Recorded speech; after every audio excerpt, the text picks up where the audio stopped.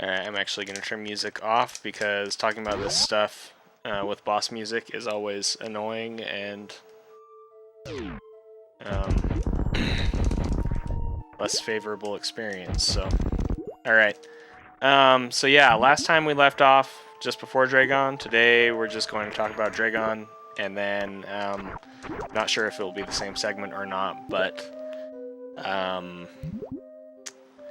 next time I do a tutorial, we'll be talking about the rest of Maridia. So, thanks, man. Get some rest. So when you first enter Draygon, of course, you want to break these turrets. 3 missiles each. Definitely use missiles on them, not supers. If you don't break them, they'll be shooting at you the whole time, so... definitely break them. The nice thing about Draygon here is that you can more or less use the same strat as you would in any percent. So if you've seen my my any percent Draygon tutorial, then this isn't really going to be new at all. And as a result, I may not actually go as much in depth into Draygon in this tutorial. So if you're looking for more information on Draygon, I would recommend going and watching that one as well. But other than that, I guess we'll just get into it. So, when the fight starts, there's a few different ways that you can do the opener for Draygon. My way is a little bit different than like the way that Zos does it, for example, and his way is a little bit different than some other runners. We all do it differently than Behemoth, for example, who has his own, they call it Rain Dance X Factor setup. I personally don't like Rain Dance because it's laggy, and I feel confident and comfortable with what I have. But there are people that swear by it, you know, because it's much easier for them. So, yo, Benergetic with the raid. Thank you very much. So, anyway, you want to hang out over here, and you want to have power bombs selected. Reason being that we're going to open with an X Factor. At that point, you want to pay attention to the babies swimming around.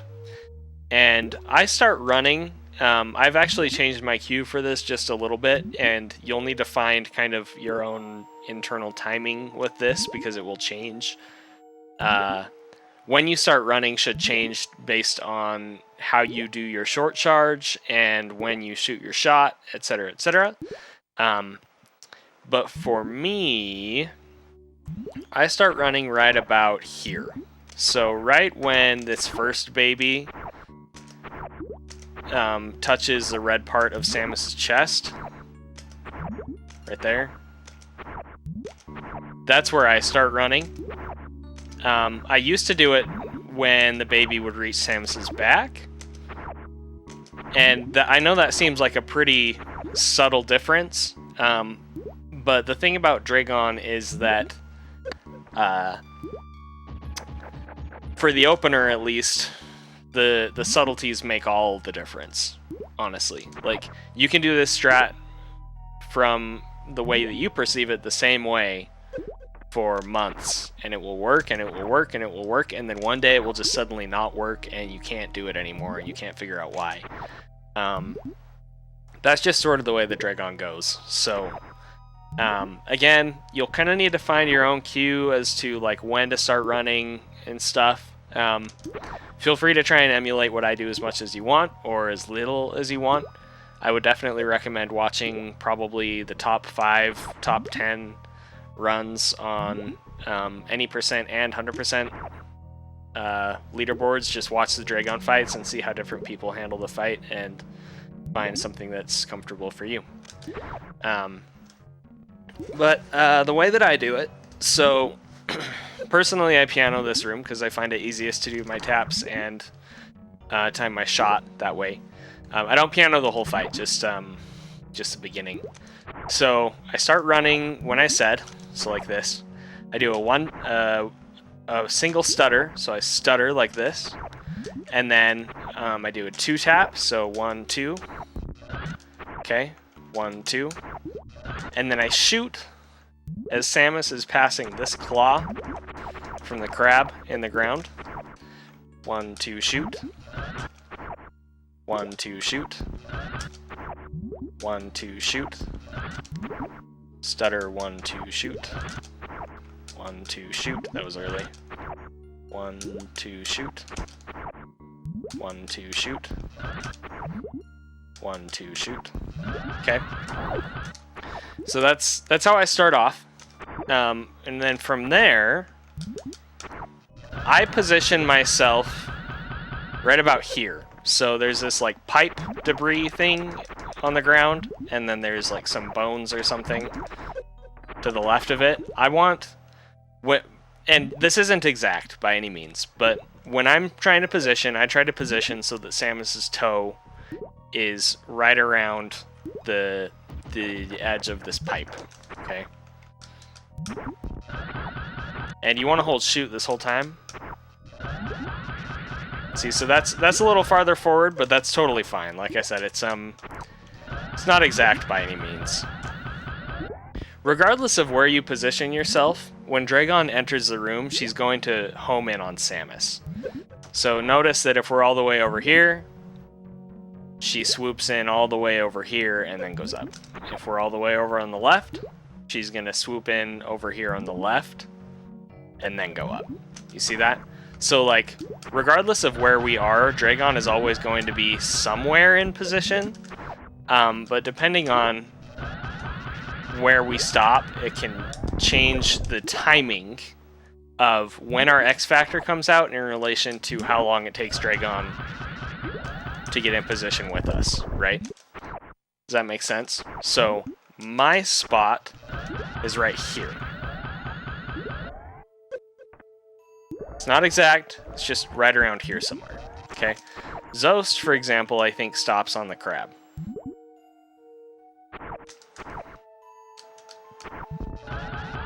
So I stop here, I wait for the X Factor to come out.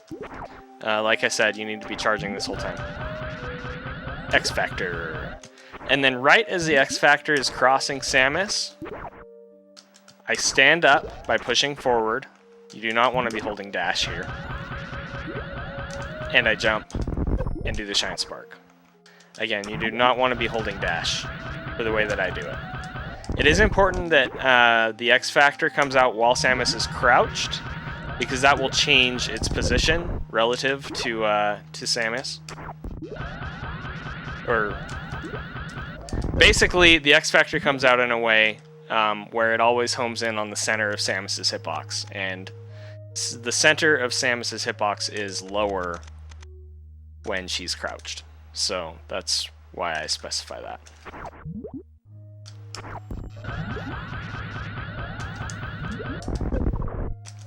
And I can't do setups for the life of me right now. That's great.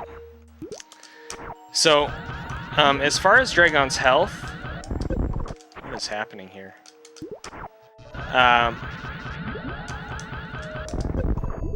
Okay, see how that says 2550? That's kind of what we're looking for. If you get 2550, then you know that that was a good opener. You have to turn before going up after charging this spark, otherwise you'll moonwalk. I'm not sure what you mean by before going up, but what he's trying to say is, you mean before standing up, probably, I guess. If you're standing, when you charge your X Factor like this, and then you try to turn around, you're gonna moonwalk. The way around that is either by making sure that you turn while you're still crouched, like this, or that you turn when Samus is running, which in this particular instance is kind of hard to do, but you can. The important thing is that Samus not be completely stopped when you go to turn around. So. Okay. 2400. Okay, so that 2400 can only happen with some specific setups, and that's why I like my setup specifically. So just keep that in mind. If you get 2550, you can consider that perfect, even though technically 2400 is what is known as of now to be perfect. And the important thing here is that basically, so we're Shine Sparking into Draygon, right? And Draygon is going to take more damage from the Shine Spark if we are Shine Sparking through her for more frames. Shine Sparks have a couple frames of wind-up speed before they actually reach their full speed, and so because of that, we want to delay our Shine Spark until right before Draygon connects with Samus.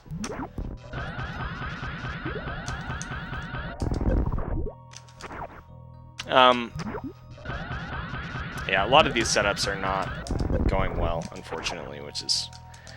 that's just how it is. That's how it always is when I try to do tutorials like this. The other thing about this X Factor, so you're probably wondering, how do you know when to stop jumping? So there's a couple different things that I've looked for over the last couple years while I've been doing this. You can watch Samus spin and turn left on her second spin. A lot of people are not going to be able to visually see and react to that. So another thing that you can do is you can, again, you want to walk and jump, and you want to kind of follow the top right particle. So you want to end your jump when you're about the same height as that, and then spark to the left as it's coming back towards you to kind of make it follow you, if that makes sense. So basically, X Factors are pretty cool. Here, this will probably be easier to show if I'm like at the ship or something. So an X Factor will follow Samus around wherever she goes. See that? So it's not like it just comes in on the screen and then flies around in that one spot on the screen. The same thing applies if you have a Shine Spark.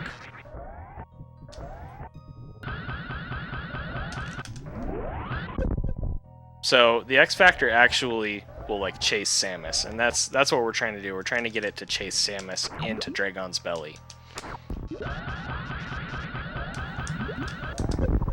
Like that. Okay.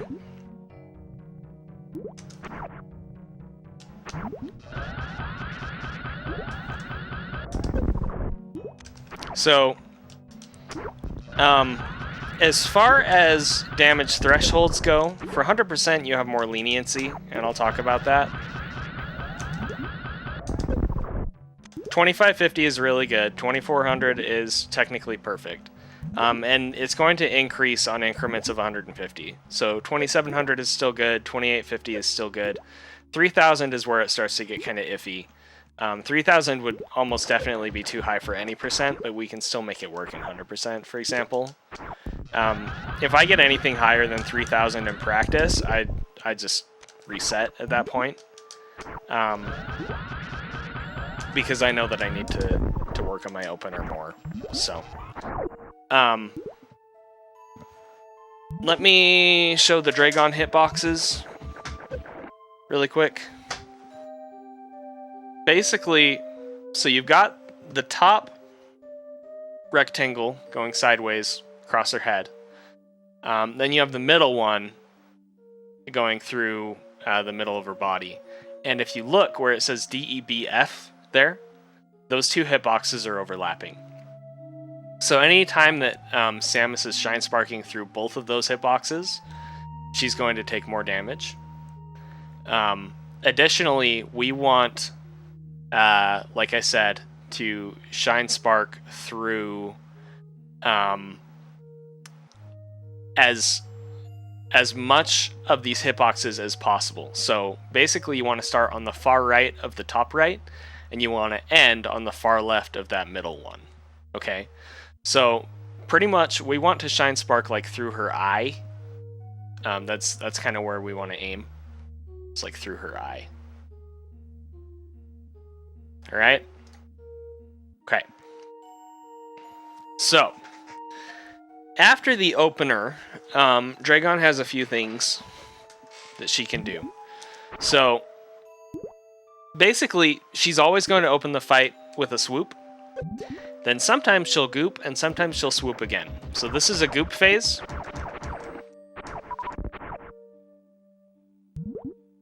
And she will always swoop after a goop.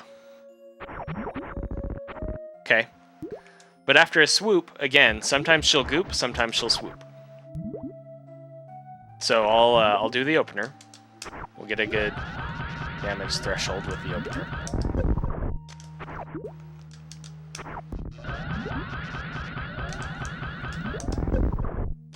Come on, man.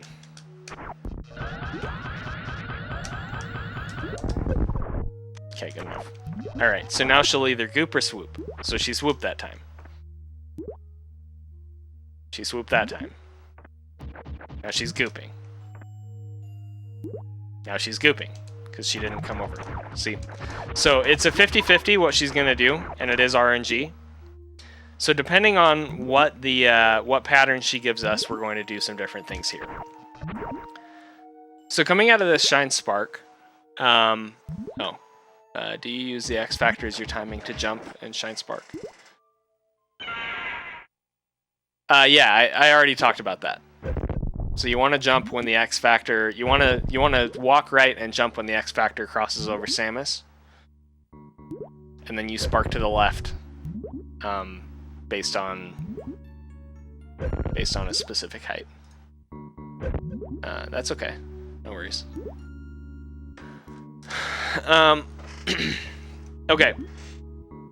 So we spark to the left, we crashed into the wall, right? Now she's either going to goop or she's going to swoop. Either way, we want to hold a charge shot, jump roughly to the same height as this turret here on the left. Higher is sometimes better, but not always. It just sort of depends on what she decides to do. And then you want to release your shot as you land. And if she swoops, it's going to hit her. See that? If she doesn't swoop, then we're in position to do another short charge over to the right side so that we can finish the fight. So either way, after the Shine Spark, you want to start off, you hold a charge, you jump, you release your shot when you land, and then you can continue the fight. Okay, if she does goop, of course she doesn't goop that time. If she does goop, you want to do another 2-tap over to the right. I do a stutter. 1, 2. Charge your Shine Spark on the right side. 1, 2. Then you'll want to select missiles. And depending on how red she is or how confident you are in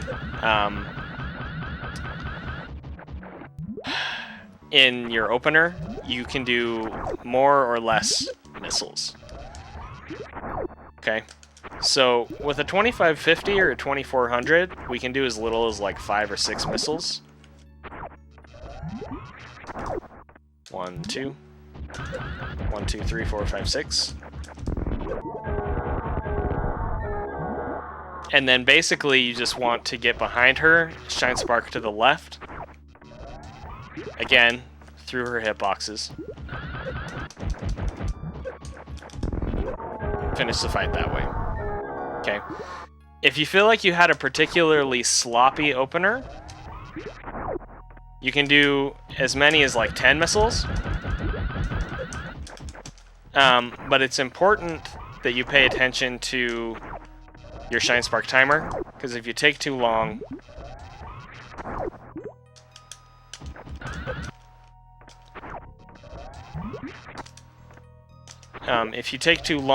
then you're going to run out of the timer, obviously.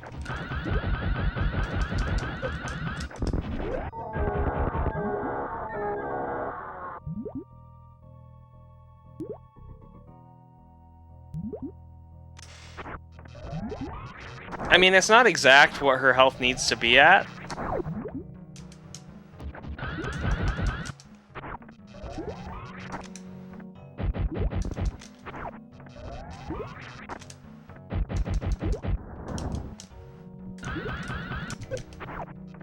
And it also depends on the pattern, right?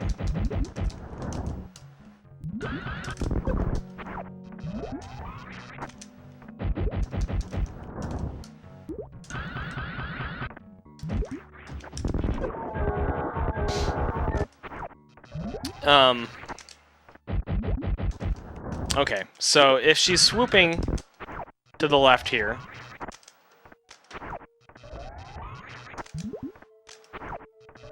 then what you want to do is you want to hit her with more missiles as she curves up. Come on, Draygon. I usually do 6. 1, 2, 3, 4, 5, 6. And then you want to immediately short charge to the right. You want to be kind of fast with this. But in this case, I do a 3-tap, not a 2-tap. Don't ask me why, actually, but there it is. Actually, I can tell you why. So, if you time your spark correctly, and she does decide to swoop back again, it's going to cause some lag frames. And you didn't really see them there, they were pretty subtle. Sometimes it's very noticeable. This is something that Cutie actually kind of drilled in on during my any percent tutorial and figured it out. People used to say it scrolled the screen, and that's not accurate. So what happens is basically, for some reason, the game lags if Samus is turning blue around the same time that Draygon is swooping back in screen.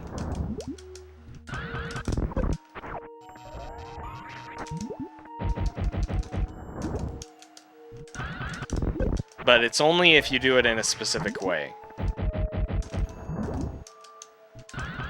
So like this, I didn't even see lag frames there. And if you don't see lag frames, then it's really hard to react to Draygon doing that fast swoop.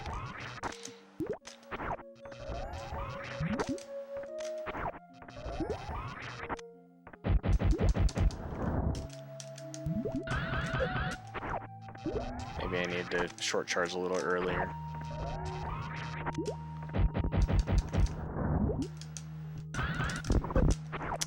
Also, do not diagonal spark like that. That's just me being bad. Okay, I did see lag that time. Not sure how noticeable it was on stream, but basically you kind of want to get an eye for when that happens or not, or doesn't happen. It also seems to be more noticeable in actual runs to me.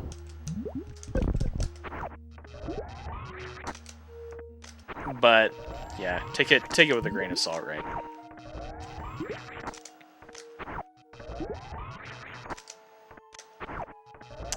If she decides to goop again,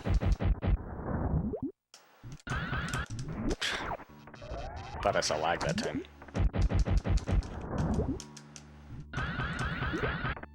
What I like to do is select supers, run over to the left and do an angle shot, and then do the spark.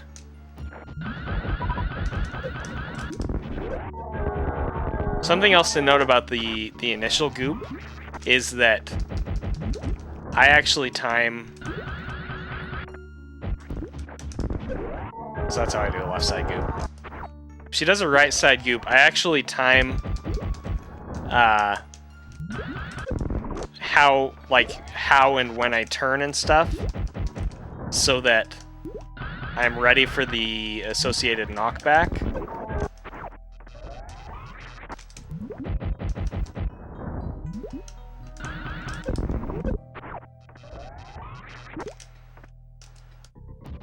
So you'll notice I do like 6 and then I turn. Even if I already took damage, I'll wait until a specific spot and then I'll turn.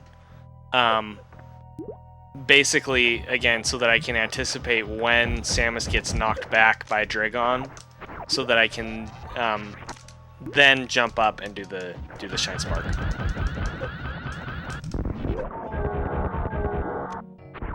So just keep that in mind. The knockback can definitely screw you up if you're not like paying attention.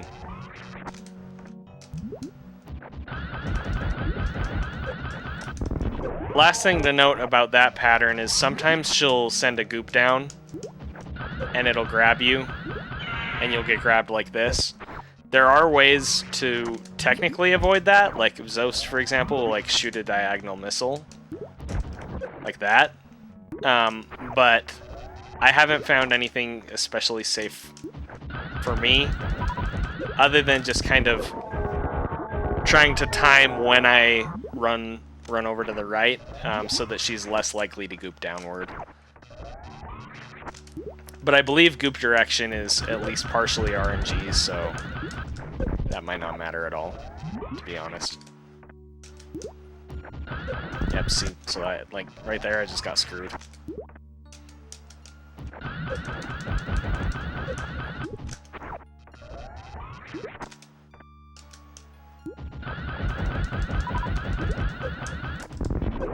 That was 10 missiles.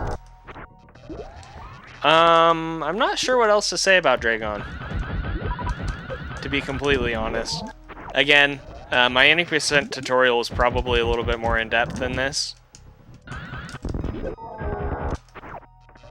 But in the meantime, does anybody have any questions that I can answer about Draygon? Do supers do more damage to Draygon than common? They don't do... Draygon is not weak to supers. So, regular missiles do 100, supers do 300. And in this fight, generally you want to... in 100% actually, generally you want to conserve super missiles so that you have some to use on Ridley and then in Turian. Okay, so that's a good point. So when you kill Draygon, Samus is going to turn blue, like this. That will happen as long as Samus doesn't have run speed when you do your Shine Spark. As long as Samus is still sparking when Draygon dies. So it didn't happen there because we actually crashed.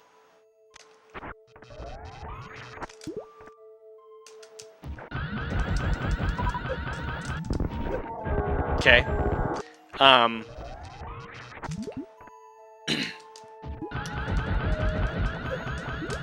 But yeah, as far as getting blue, the way that works is by making sure that you don't have run speed.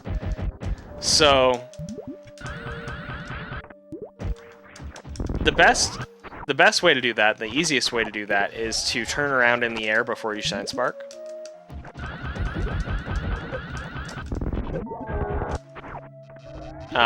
Or to make sure that you have not been dashing before you jump.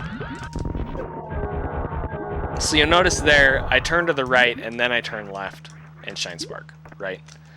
But something that can happen with Draygon, if you damage her too much,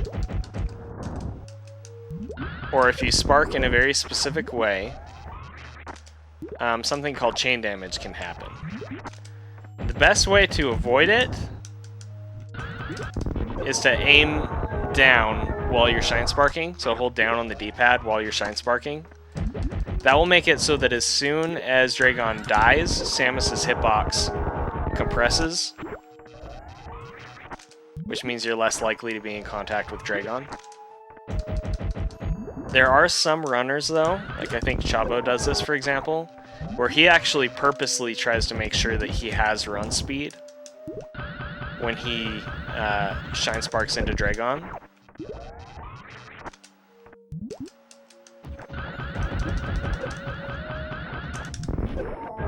Because that way Samus doesn't get blue, so she can't be chain damaged. It is a blue suit. And that is the last thing that I'll talk about before I end tutorial segment for today. Draygon moves straight up when a goop gets destroyed by Samus Shine Sparking or turning blue.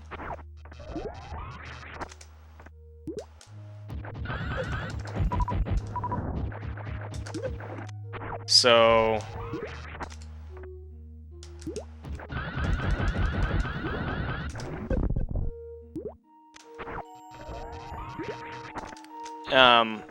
basically, when she is gooping, you want to make sure that you don't Shine Spark through a goop into her, if possible.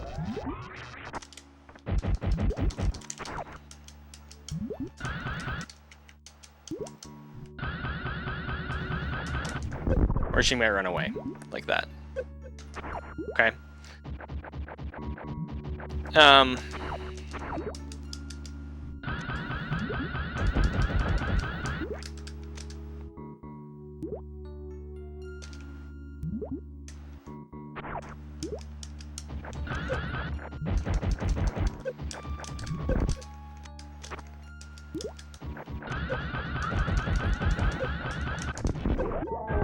So that's chain damage. And again, it's usually going to happen if you damage her too much. But it's pretty forgiving as far as the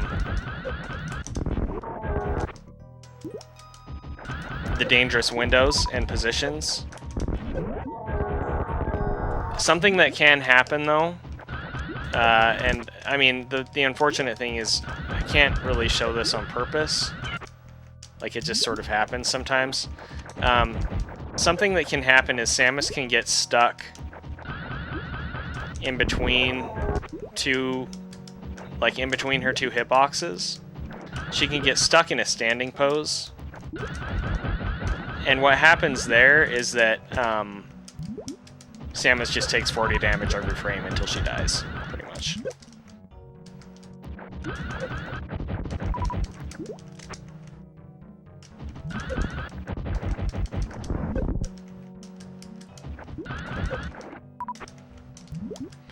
It can also happen if, like, Draygon dies and you are, like, Shine Sparking through goop or something weird. But I don't know if the goop is actually related to that.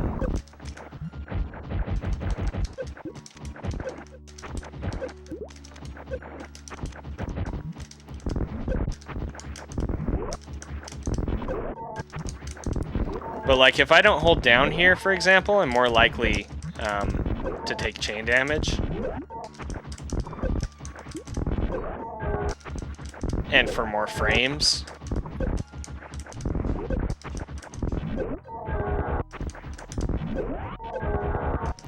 That one is actually worse. But in general.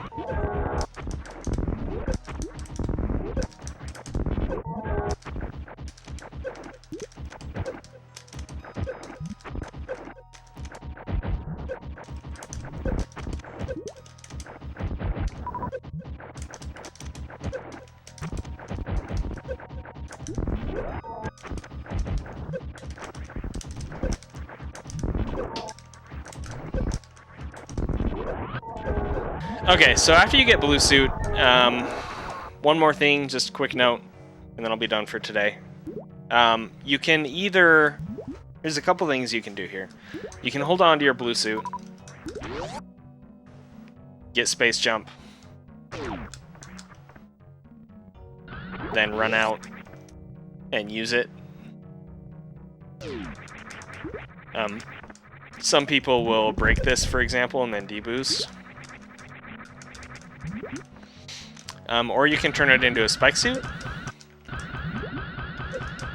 I'm not going to go into a bunch of detail about a spike suit, because I have like 4 other tutorials on spike suits. And I'll link to those on the YouTube video.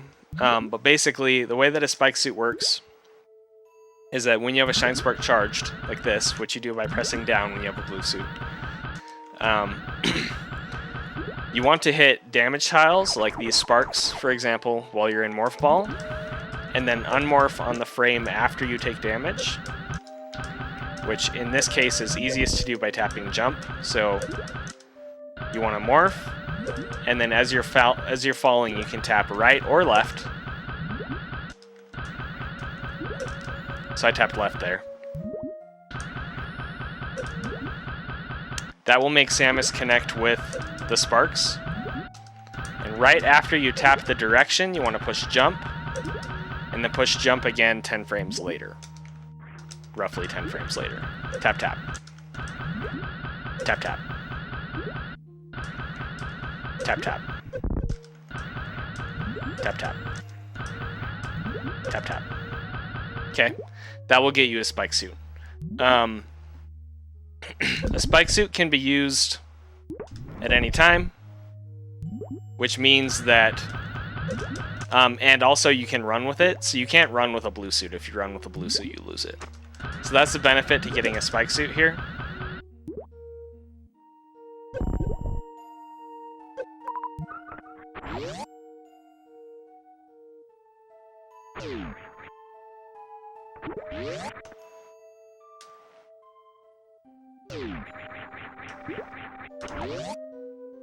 So you can run with it, carry it out, and then do a Shine Spark back across the Coliseum room.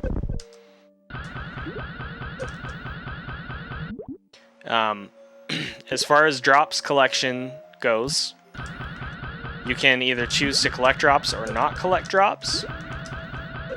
If you are going to collect them, there's 2 different ways that you can do this.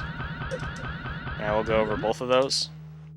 So you can either deboost through them, which the best thing to do if you have a spike suit is to Shine Spark right as that last baby comes off screen and then deboost.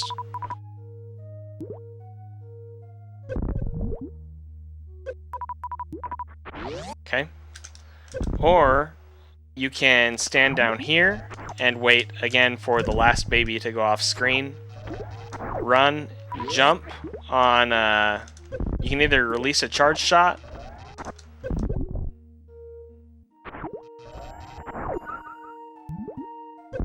at least I thought, maybe not. Okay, yeah, so you can release a stationary charge shot, and then jump on this claw, or you can jump on the claw and then shoot. This is nice because it allows you to do a bounce ball through the door, which will fix the door and also bounce Samus across the gap.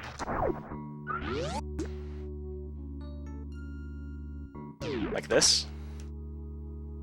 So it speeds up this room and still gets you some drops, but you won't get as many drops as if you do the damage boost like that.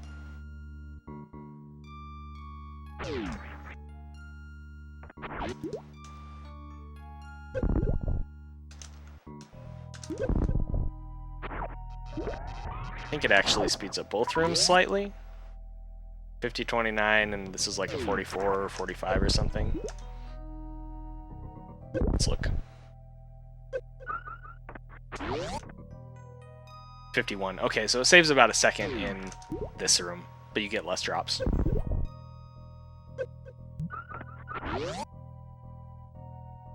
Make sense?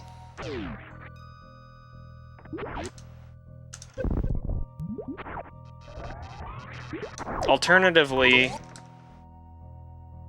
you can skip drops altogether, which will save about another second, or half a second or so. But yeah, it's really up to you.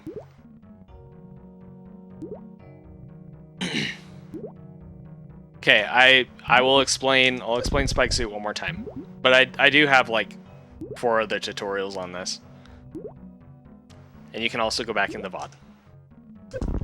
So, when you have a Shine Spark, that's either a Spike Suit, or if you are in flashing state after pushing down. You want to be morphed. You want to take damage on damage tiles, so like these sparks, or a set of spikes, for example. That's why it's called a Spike Suit. The frame after you take damage, you want to unmorph. which will put Samus in a sitting pose for 1 frame. You can tell if you did it right because she'll bounce a little bit higher off of the damage boost. It's easiest to unmorph by pressing jump. And again, it's the frame after she takes damage. And then you press jump again 10 frames later, which will activate the Shine Spark.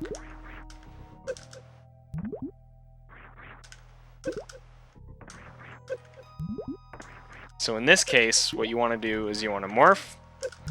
When you're passing the damage tiles, you want to push right or left. Either one will make her take damage from these sparks.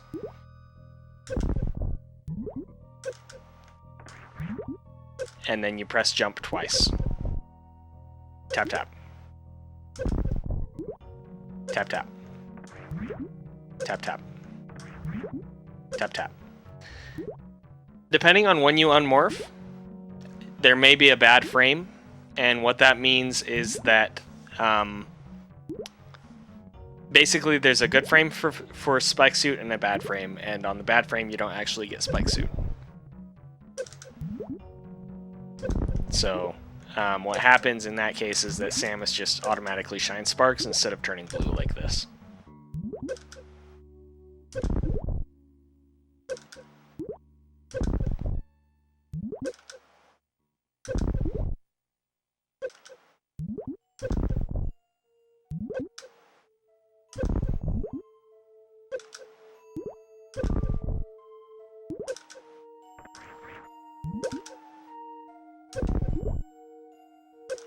You have to have a Shine Spark charged. So right now we can do it because we have a Shine Spark, or a Spike Suit.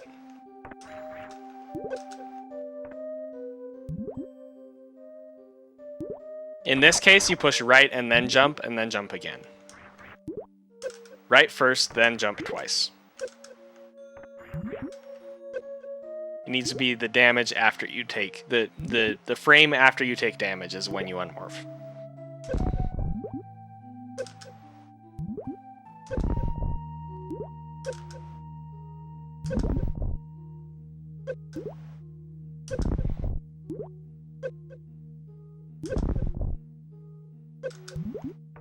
Okay. And if you push jump and Samus doesn't unmorph, that means that you pushed jump on the exact frame that you took damage, instead of a frame later.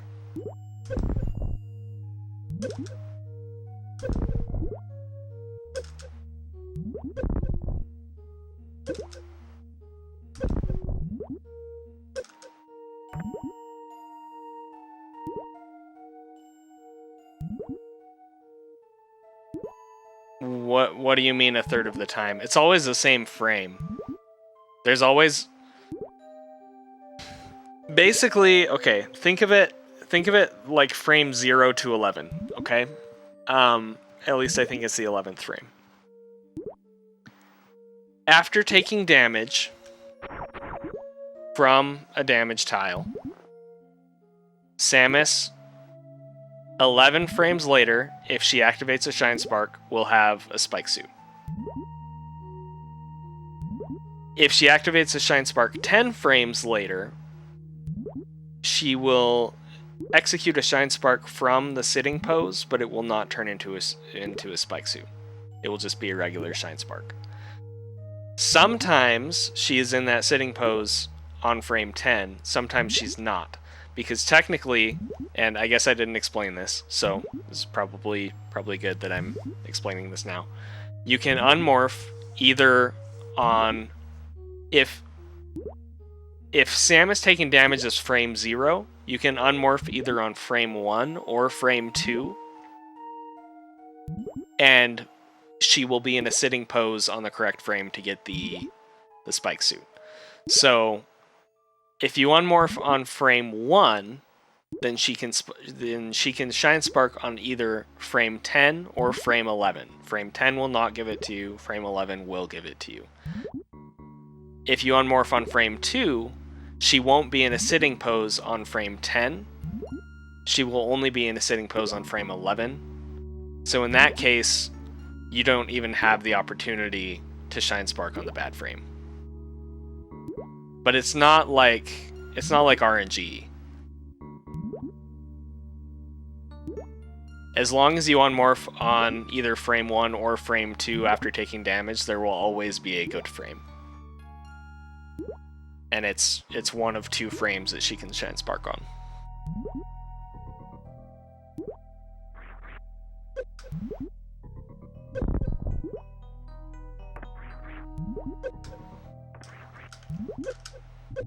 That was a bad frame.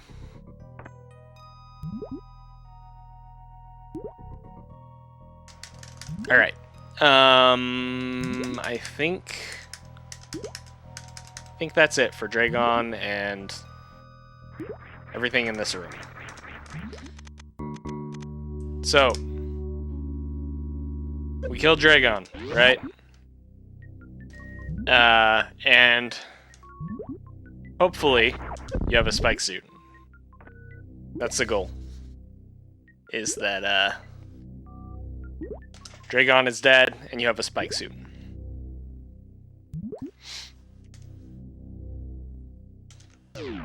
Assuming that's the case, you want to run out of this door, space jump up here. I don't actually know optimally where you want to land and or jump through this door. I should probably figure that out.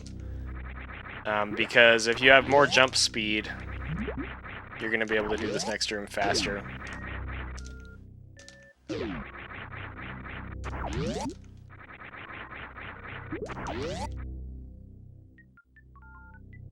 But ideally, so there's a couple different ways you can do this room. You can come up the right side like this.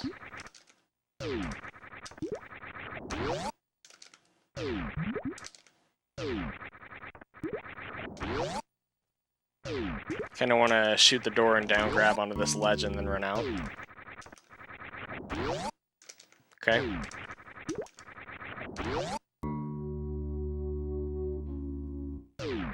Or you can go straight up. You want to align yourself with this block. Okay. You can go straight up with your space jumps from here.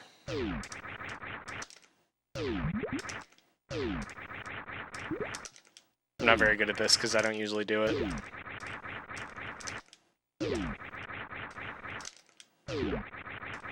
Come on, man.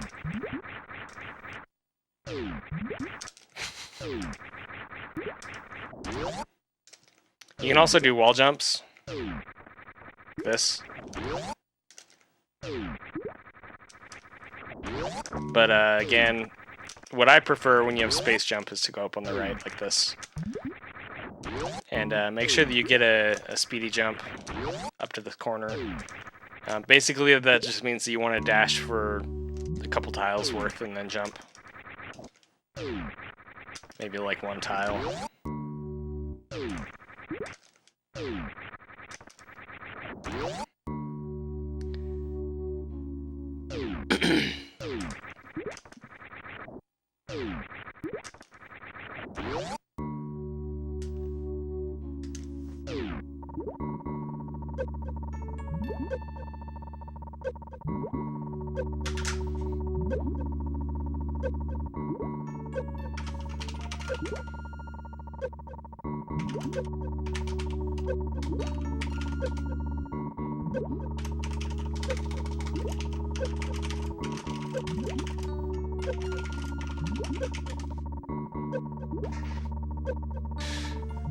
Alright.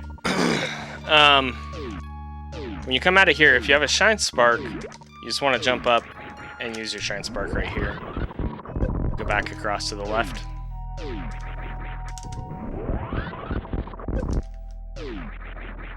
If you don't have a Shine Spark,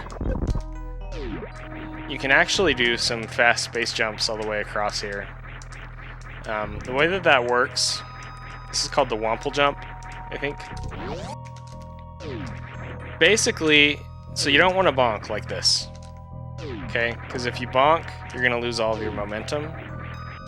So instead, what you want to do, assuming again that you got the grab in the previous room, the down grab, and you ran through the door. right here. You kind of want to jump just as you exit the door. You want to hold your jump until just before you exit the water right here. And then you want to jump again.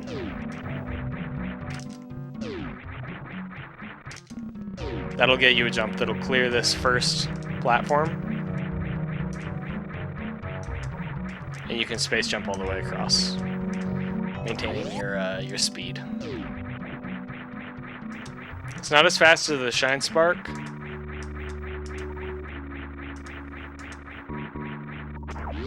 But it's quite a bit faster than if you bonk.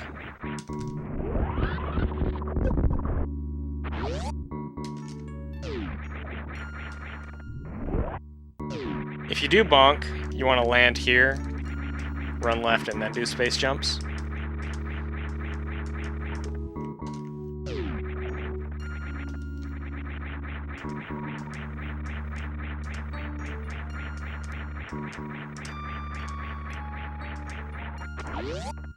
It'll lose you a couple seconds worth.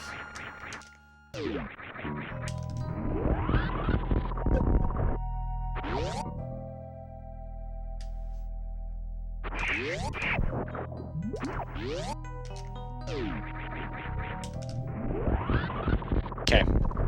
Hold shoot, run through the door. Sorry. Don't hold shoot through the door. Hold shoot as you bonk the Shine Spark. The door will automatically open. Then run through the door.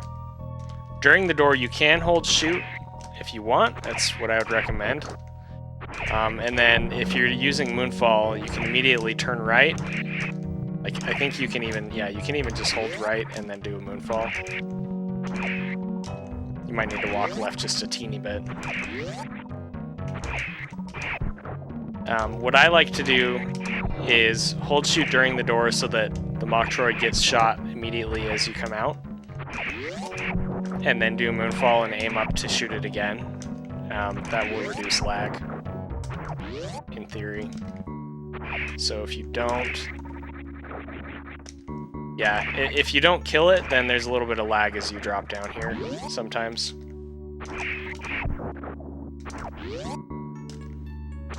Just sort of depends.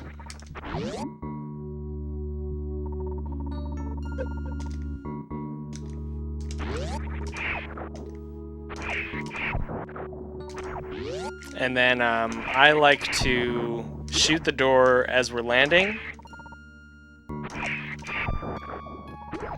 Push left and then hold dash. I don't like to hold dash the whole time because then you can bonk the door. There are other ways around it. Like for example, if you hold left and then shoot, that'll open the door earlier. But the main thing is that we want to make sure that we don't get stuck in this sand before we get blue. So like you don't want to start all the way over here, for example, and you don't want to bonk the door, because then you might get stuck in the sand right here. So like if you were to hold left here, that's a faster way to do this room, but then you have to do like a short charge to not get stuck in the sand, and that ends up slower. So also you don't want to do an angle shot here because of the lag.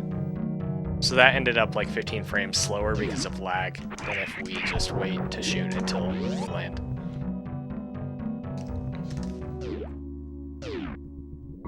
You can grab this energy tank now, or you can do it... We're going to come through this room again in the same exact way a little bit later. So it's really up to you where you grab it.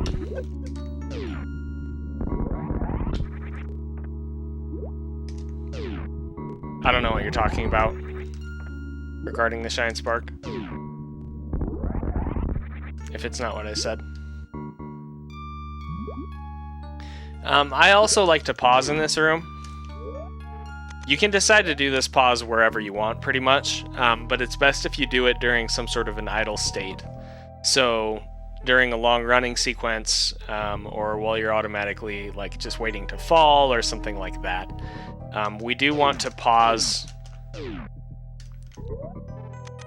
To turn on ice and spazer, and then unpause.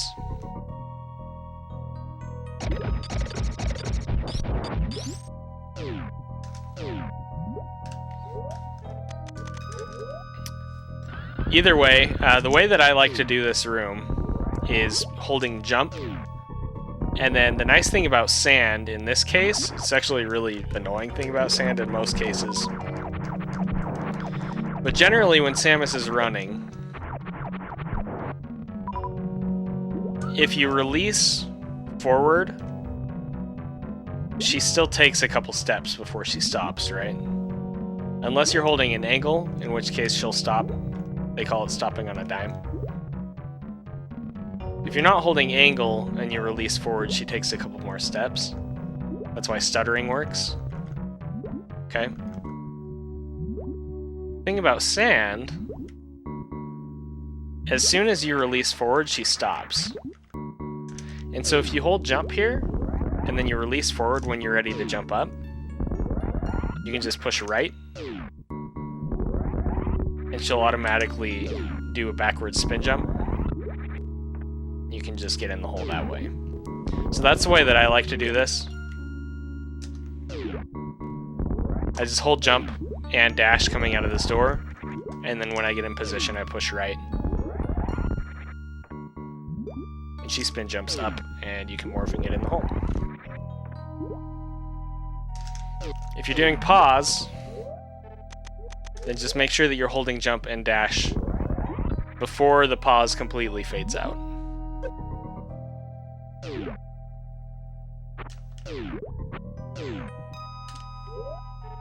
So, as long as we're holding it before the pause fades out, we're going to be fine. But if, for example,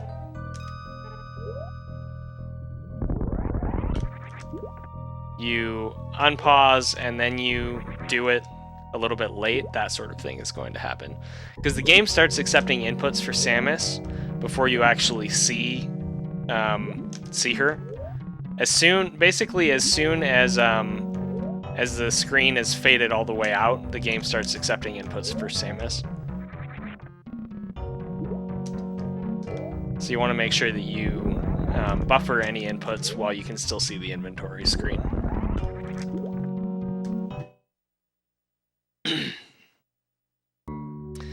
When you grab this energy tank, you don't want to hold left out of the fanfare, or it will kind of, we've talked about this before, but it will kind of like boomerang Samus far into the right here, and you don't want that. Also, make sure that you release forward and then push right here, because if you do it too fast, you could charge a Shine Spark, which would be really bad. Or if you frame perfectly switch from left to right, then Samus will maintain her forward speed and do a... I mean, I already did it by accident, but it looks like that. Shine Sparking in sand is very bad. See that? So definitely avoid doing any sort of a horizontal Shine Spark in the sand. Alright, after we grab this energy tank, what you want to do is you want to roll left, unmorph, you want to hold jump, and then aim down and turn right just before you land in the sand. Okay? When you turn right, you want to make sure that you're holding right. You don't want to just tap it. What that will do is basically, if you hit this Puyo in the right position, Samus will take damage from it, and as long as you're holding forward, it will boost her down, so sometimes that will like boost her into the transition. Either way, that is sort of what we're looking for. We're trying to take damage from this Puyo so that we can hold a damage boost all the way through that sand pit right there.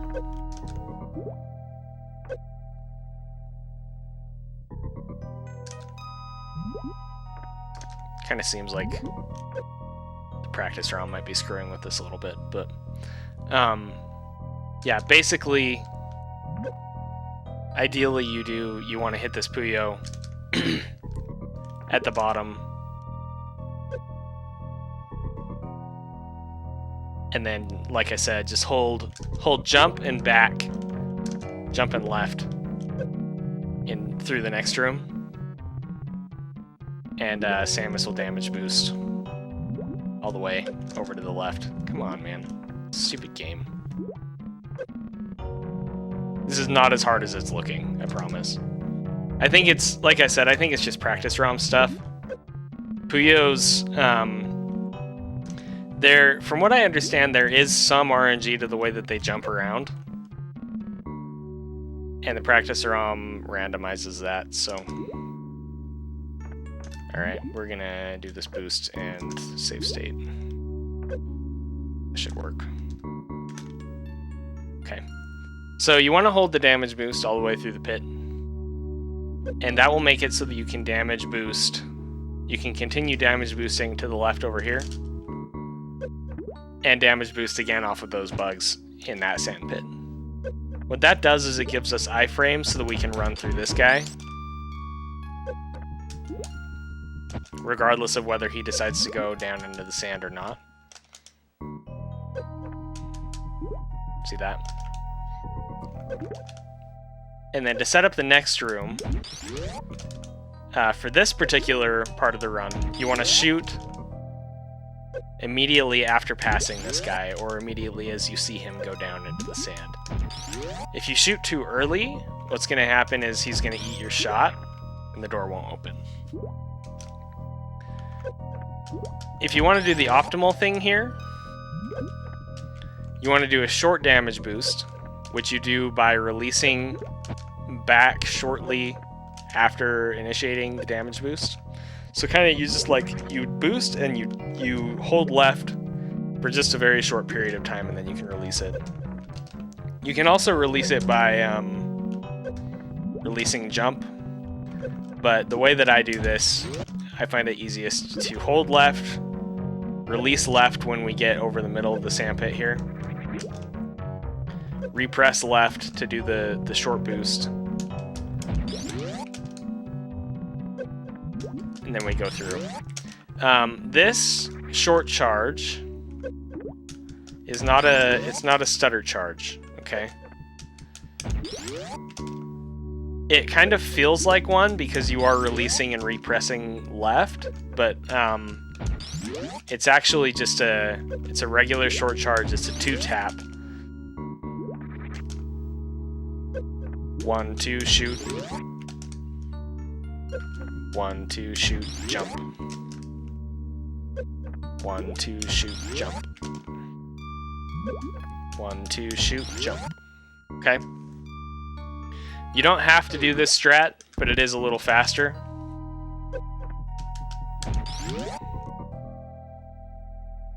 So ideally what you want to do, since you have blue, you want to do 1 space jump, and then you want to unmorph as you're coming over these blocks while holding an angle or holding up. I personally hold angle down. You can also hold angle up. That's fine. Just whatever is most comfortable for you. Just make sure that you don't fall in like this, because this is actually a soft lock. If this happens, your run is over and you have to reset. If that's scary to you, the recommendation is just to basically land and jump down like this, or a space jump all the way through, like that. Or to not get blue and do a mock. But any one of those is slower than going down through the middle.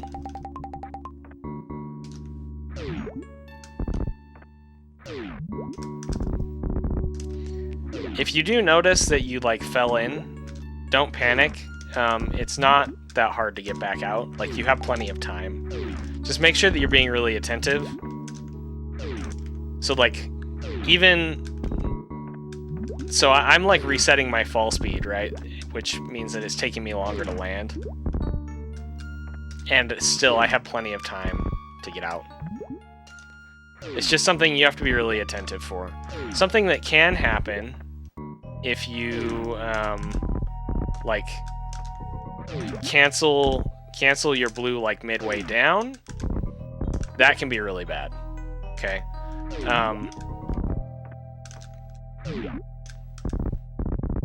So just make sure that, like, once you're in, make sure you're committed, right? See, like there, like I totally screwed up and I still made it out. So, all right. Once you go down through the middle,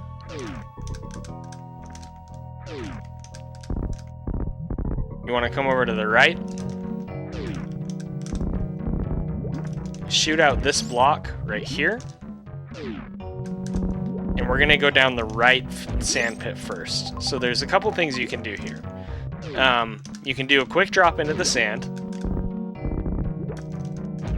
which is going to be fastest in this room, but slower in the next room.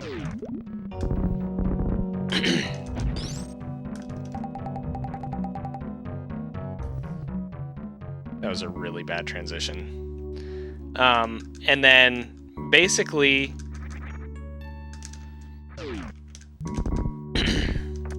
as you're falling down through this sand pit, you want to morph and unmorph. Every time you do that, it pushes Samus down a pixel. Okay? So that's the fastest way to do this if you're not moonfalling. But technically, you can moonfall into the sand here, and that will end up fastest. The idea is that you need to execute your moonfall into the transition, so Samus still needs to be turning from her moonfall when the transition activates.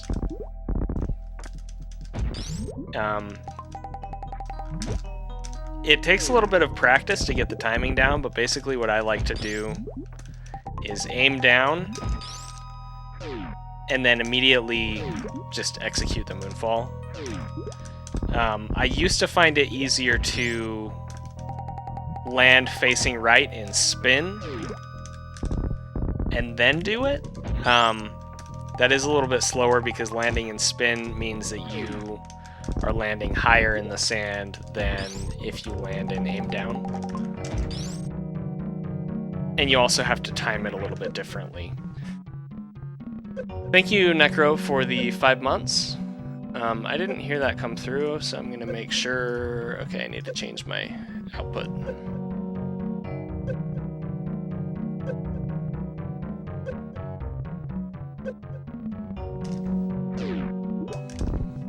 Alright. Assuming that you do get the moonfall into the sand, in order for it to be faster, you actually need to be not spinning and turning left and right, like this. So you'll notice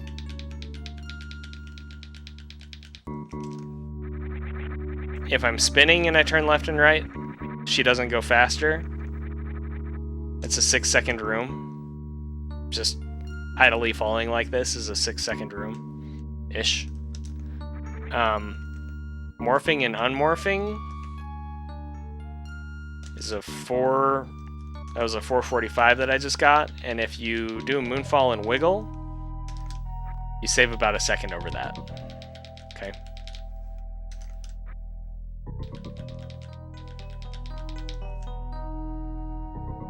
Alright.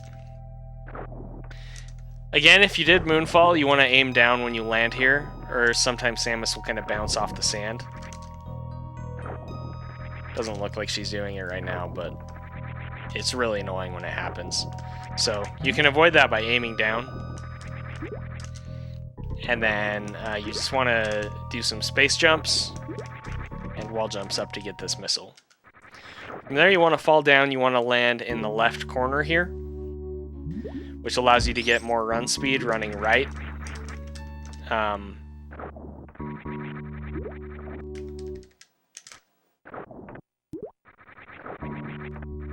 so that you can do basically so that you get over here faster than you would otherwise. Because if you hug the right wall, you're gonna have less speed in general. And if you land in the sand, that's gonna end up really slow. So try to get a running start here from the left.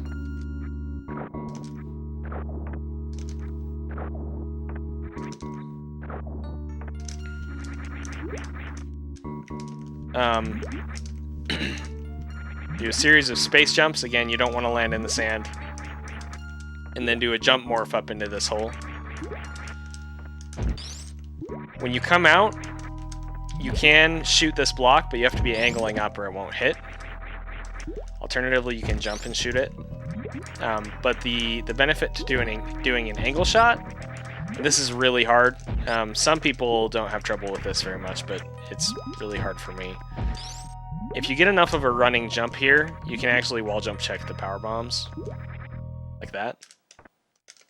So that's the benefit to doing an angle up shot.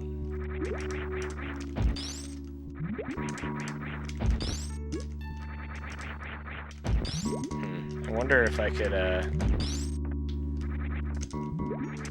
make that a viable thing.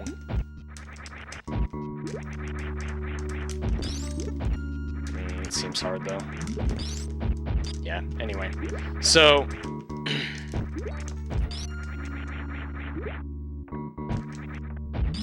anyway, collect the power bombs.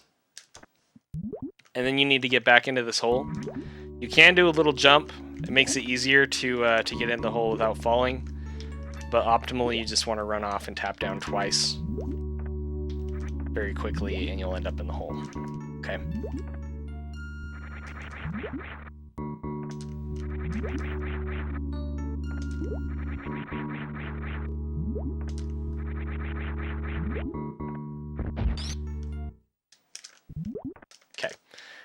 From here, optimally, what you want to do is roll out, and you want to basically unmorph just as Samus is landing in the sand. And if you do it correctly, you can jump immediately and have dash speed, which is very helpful for positioning this drop. The hole that we're aiming for in the sand is just to the right. If you look here, there's a line on this block here, right?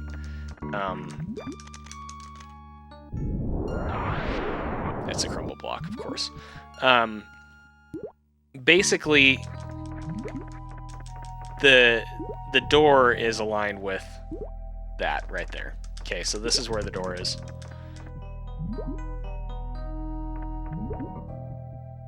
So what we want to do is quick drop all the way down into that door. Like that. But that can be really difficult if we don't have dash speed carrying us. Because you try to, basically you try to aim down to do a turn, and Samus just stops where she is, right? Whereas if you have dash speed, when you aim down, it will continue carrying her forward. So that's kind of the trick here, is figuring out where to unmorph and then when to jump so that she maintains that dash speed. Alternatively, so you can probably tell this is really hard. Another thing you can do, and this is something that C. Scotty W just pointed out in Discord the other day, you could just fall and morph, unmorph and then remorph and roll to the right. And then basically when the screen stops scrolling, that's when you know that Samus has passed the door frame. And at that point you can face left and unmorph. It is like, I don't know, 20 to 30 frames slower, optimally, for me at least, than the quick drop. But it's very consistent. So that's something to consider doing for sure. Once you drop through the door, you want to do damage boost off this particle that this Ever, they're called Evers, is shooting at you. And then jump up, shoot the door, jump up onto this, shoot the door, jump across, and run through.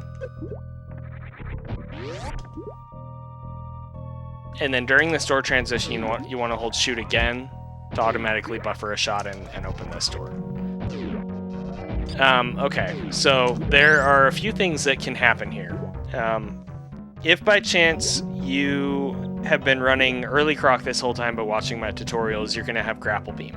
Grapple Beam makes it so that you can go up through this block and go up and over this room to come down and get to Spring Ball the intended way. As you can see, we don't have Grapple Beam, and so what we have to do is we have to use a little Puyo, one of the eels. We have to freeze him in a specific spot, and then jump up. We have to clip through the ceiling to get where we need to go. What I like to do to set this up, I like to start running into the next room with a charge shot already ready to go. So I do that by holding shoot coming out of the door, which will automatically open this door and start Samus charging. Then I aim down, which continues Samus charging, because if you don't aim down and you stay in spin, then she's not charging during that time. So I aim down, I land on this back corner, and if I happen to land further forward, then I moonwalk back until her back foot is hanging off the edge there. And then what I do is I hold up and right so that she doesn't angle up. She's holding angle up as she runs through the door. Okay?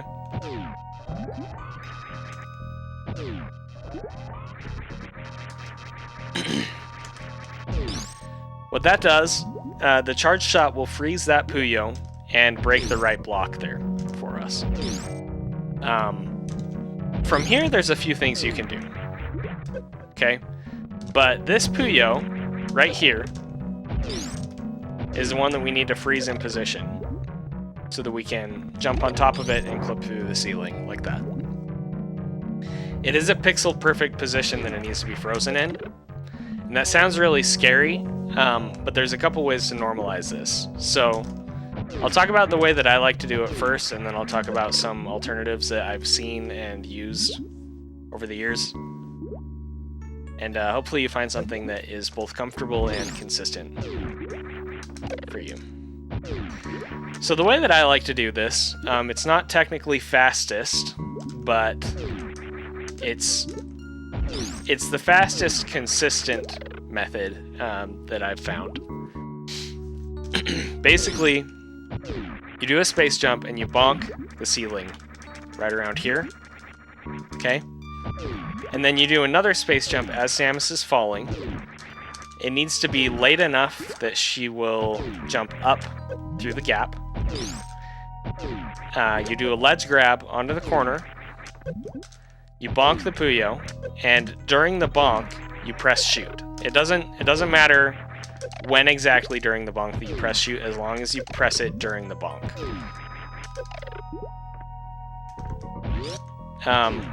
What will happen there is Samus won't actually release her beam until after the knockback animation is finished. And it ends up being like it's like a 7-frame window for when you can push shoot and have it work. Again, as long as you are, generally ledge grabbing this corner here.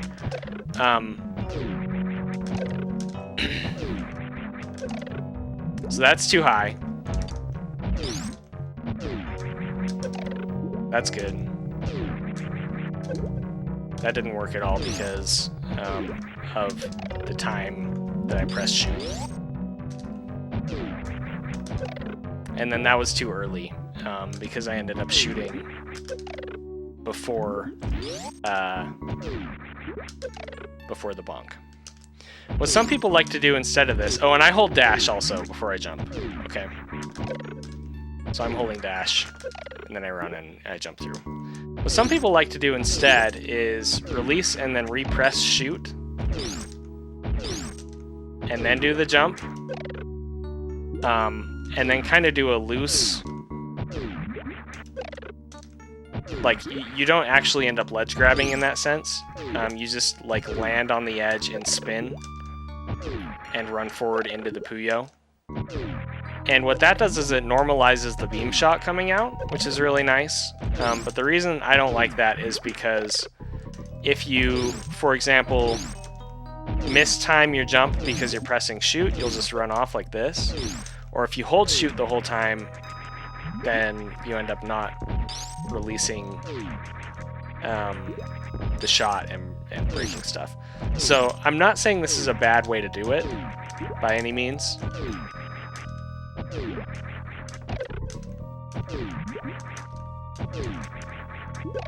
Just personally, I have had trouble with it at different points when I've tried to do it. So what I like to do instead is just manually time my second shot press. Okay. It is important once you freeze the Puyo that you get on top of it. You can't just jump straight onto it. You have to kind of morph. You have to do a jump morph and get on it, or you have to do what is kind of hard. You have to like aim down and kind of force yourself on top of it like that. And then once you are on top of it, you have to do a crouch jump. That's kind of why I like the morph, because if you're not morphed, you can end up standing, and if you try to jump when you're standing, this is going to happen. It's also important that you're not angling down, because that won't work. Just needs to be a crouch jump.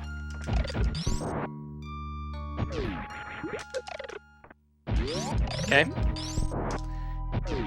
Alright, a couple other ways you can do this. So, I've noticed Zos likes to intentionally skip the gap and then come back across, or come back through, like this. I think he does that to normalize jump speed, which makes sense.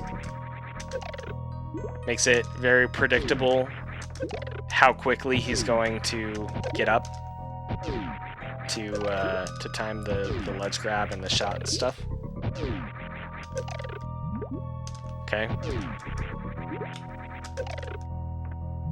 And then another thing that I've also noticed that Zos likes to do is he turns left and does a spin jump onto the Puyo, and then crouches and jumps up.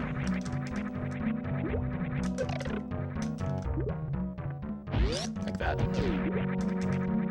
Except less bad. Okay. There's another nifty thing you can do here. If I can make it happen. Okay.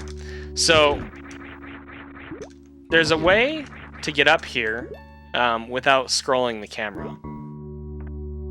And the way that works, basically you need to be far enough right when you try to go up. It's kind of weird. It's not hard to do once you understand it, but it's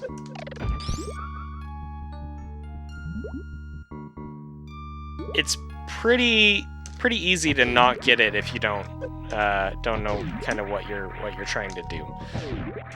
But basically, if you can figure out a way to manipulate the camera so that you can get up here without scrolling it, there's a couple safe setups that you can do once you're up here. So, something that I used to do a long time ago is I'd come up here like this, and I'd run over to the left, and then I'd run and I'd jump up and do the ledge grab and shoot the thing. I would not recommend that personally. I think you're just sort of setting yourself up for more hardship. But it is an option. What Behemoth likes to do, and I'm going to totally butcher this, so my apologies, but I'm going to try to show it. He likes to kind of land on this frozen Puyo in Morph, like this. Shoot and then jump. And what that does is it basically normalizes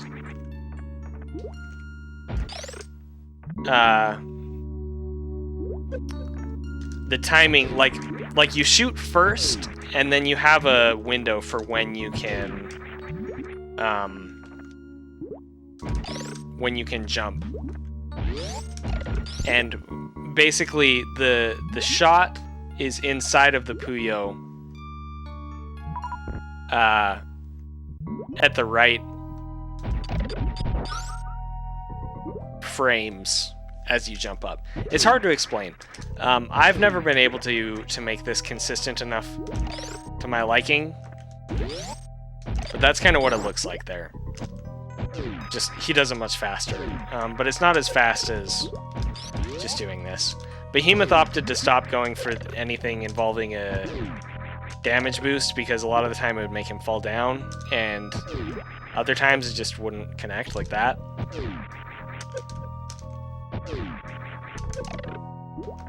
But yeah, ultimately, the fastest consistent method is something like that.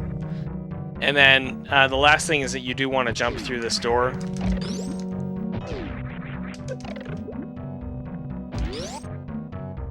To fix the door transition.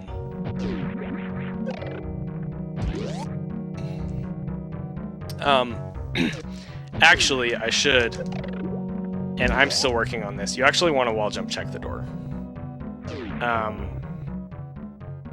Well, you know what? No, you don't want to wall jump check the door because you have space jump. So that was a 257 with a 42, and if we had wall jump checked with space jump, I think that adds like 5 frames to the door transition.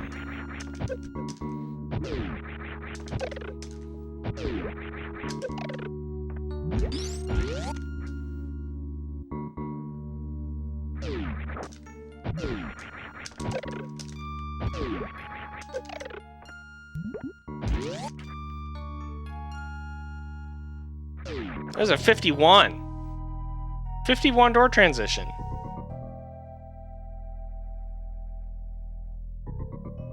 What buttons do you push? Yeah, so I already explained this. You need to be crouched, just in a crouched position, and then you just press jump. And you'll clip through the ceiling. The important thing is that you're crouched, or it won't work. Alright, so do not wall jump check the door. You do want power bombs equipped as you go through the door. Okay. Hold left, morph, and lay a power bomb in the bottom left corner here. Positioning isn't as important here to reduce lag as iframes, but it can help. Okay. Ideally, we want to initiate iframes on Shack Tool, basically on the same frame that the powerbomb starts. We also don't want to bounce around like this because that causes more lag. So that was 51 frames of lag, where ideally this isn't going to be perfect, but that was 49.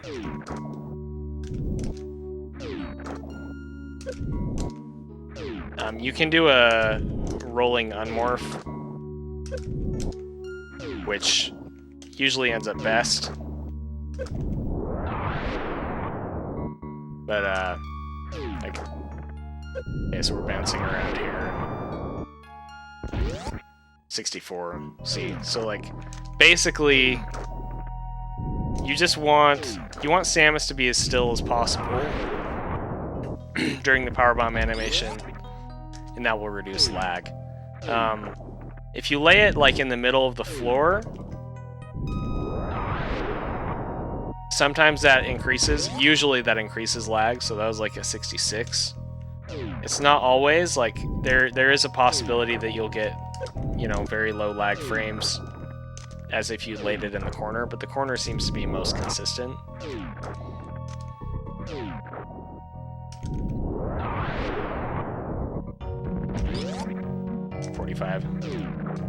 So yeah, lay the power bomb in the bottom left. Also, don't worry about rushing it. Like, you can take your time. As long as the power bomb hits the wall before Shack Tool reaches the wall, that's the important thing. So notice that, like, plenty of time before Shack Tool is going to hit the wall there. We still made it, even though we waited, like, a long time. Okay.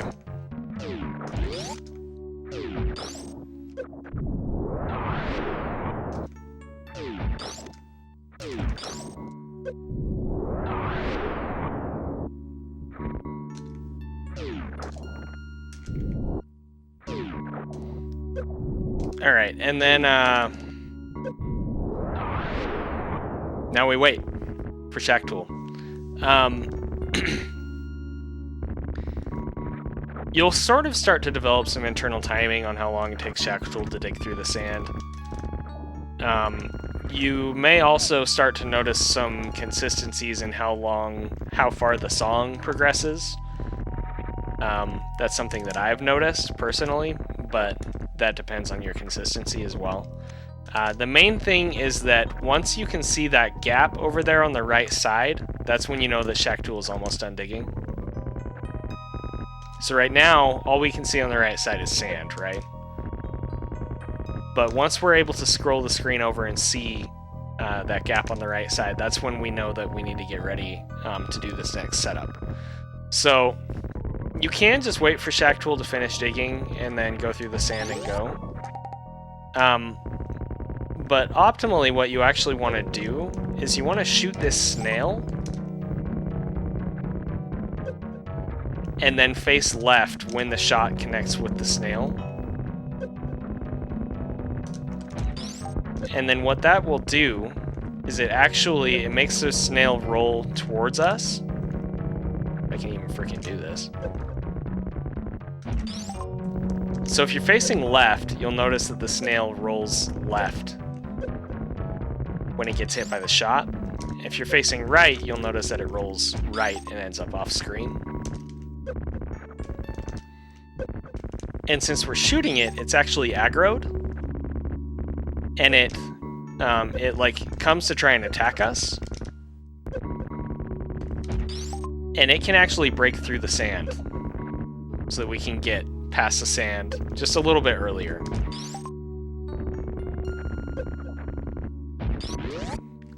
$39.43.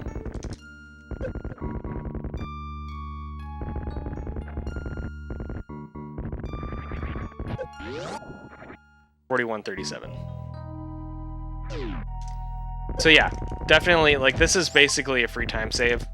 What I like to do, shoot, turn left. Once the snail has rolled left, hold right. That will make Samus stand up. And then shoot again since she's standing while facing right, and the door will open.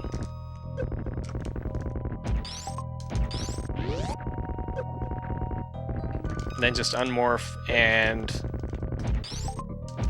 do a mock ball into the door.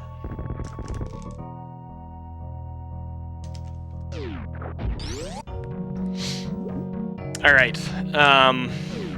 Unmorph just as you're entering this hole right here. Face left and reopen the door with a shot. It is important that we open this door now so that we don't have to wait for it later. Roll left, roll right, lay a bomb, grab the item. Spring bolt. You can also lay a bomb, unmorph, and shoot. Doesn't really make a difference. but it can be more comfortable. Another thing you can do in theory to save some time is do unmorph remorphs here. I haven't found personally that they save any time, and for them to save time you need to do soft morphs.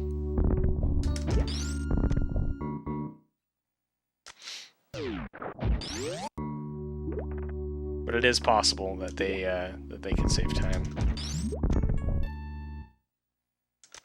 So, I got a 720 with the unmorph remorphs. That was a 724 just now. Part of that also is based on when you lay the bombs to bounce up here. So, 728, see.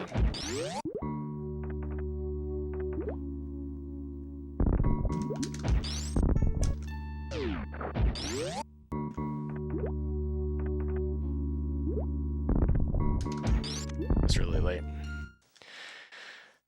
Anyway, so once you grab a spring ball, you want to have missiles selected.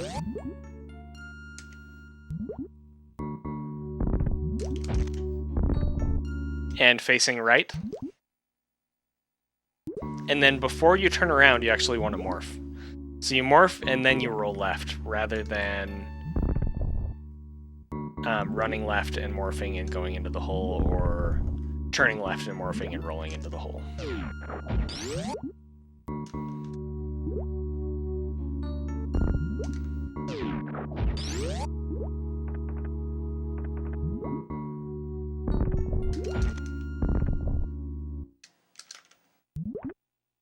And then from here, you can just spring ball up through these holes, unmorph, and then do a late jump through the door.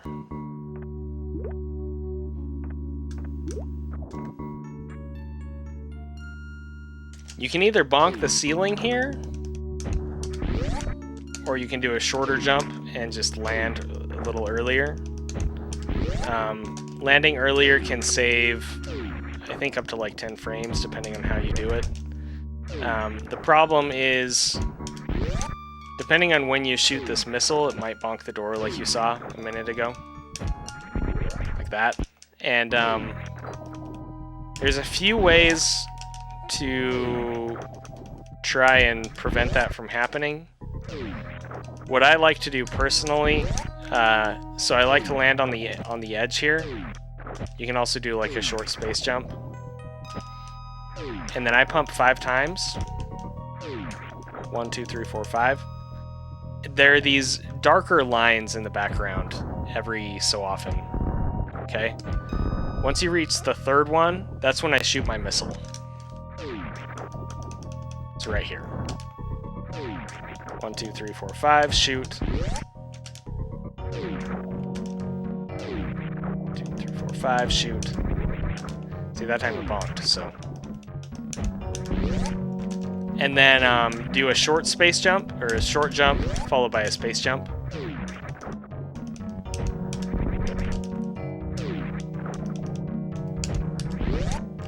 And as long as you have blue here, you can just run right through Shack Tool.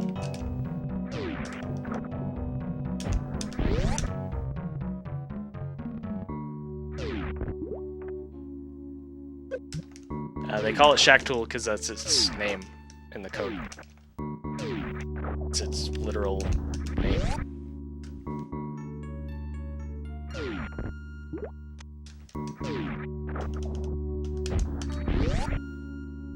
Alright, I do like to purposely bonk the ceiling there.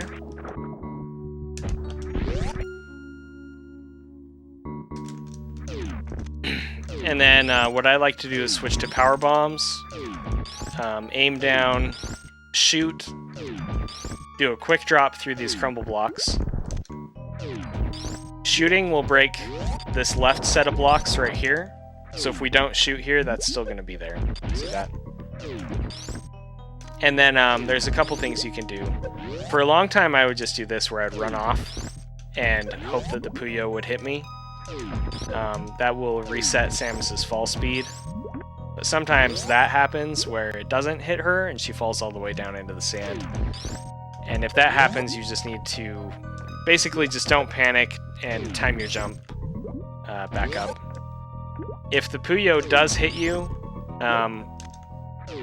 after you've fallen, you can actually, like, if you see it's about to happen, you can release the D-pad, and then when the Puyo hits you, it will actually bounce you up onto the ledge there. I can't really show it, unfortunately, like, unless I just do this a bunch, but ideally that's what would happen, is Puyo would hit you and then you just hold left and run through. It's not quite as fast as doing a morph-unmorph. Like this. But the morph-unmorph is a bit more complex. Some people like to do a morph like onto the platform, like a soft morph onto the platform, and then unmorph. Personally, I prefer to do it in the air, like this. But how you want to do it is up to you, if you do it. Hold shoot coming out of this door to automatically open the door on the left. Jump across the gap and try to end up as far right as you can, right there. Okay, and then make sure that you're not holding shoot coming into this door or coming out of it, because if you do, you're going to freeze that Ever and it gets in your way. So don't hold shoot here. You want to select a missile to shoot this door, because it will cause less lag than... Maybe you do want to freeze that guy. No. I don't think they move off screen, actually, so it wouldn't matter. Yeah, if anything, that's just more lag. So don't freeze him. And then a missile causes less lag than a spacer shot. So use a missile here.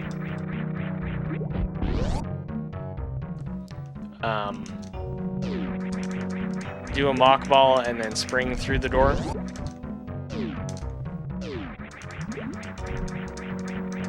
If possible. And then lay a bomb next to the ceiling right there to break that block.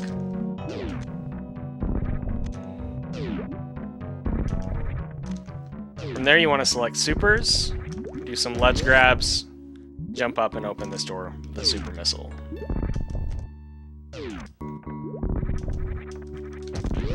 Once you've opened the door, you can deselect supers. I like to be neutral or on missiles, so that coming out of this room, we can have missiles selected and shoot this guy as we run past him.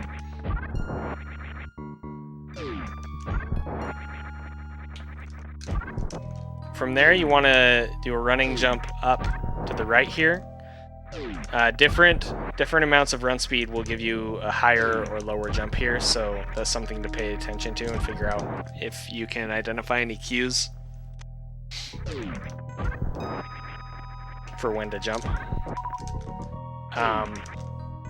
You don't have to wait to collect these drops. If you do it correctly, you'll actually get them regardless, like without waiting.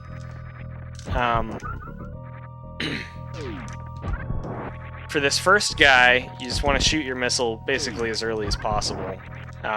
But for the next guy, you will have to wait for his drop if you kill him with a missile. But what you can do is you can do a couple of spacer shots like that instead to collect the drop on your way to the next door.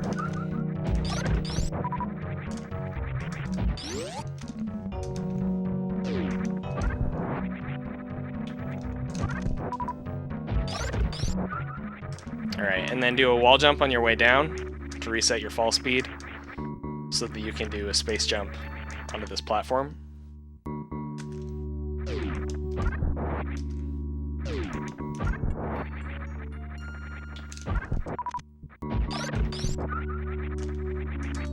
And then select missiles and jump through this door. The reason we have missiles selected is so that we can aim up and kill this pancake, which is not really, it's not hard. You just need to aim up and shoot as you're coming up like that. And then since we're breaking spin here, you want to do a down grab. If we weren't breaking spin, you could do a let's grab and try and avoid this guy, but it's better to missile him because then you get a drop as well.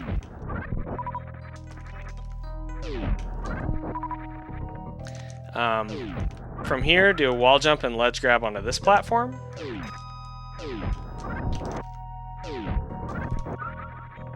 And then what I like to do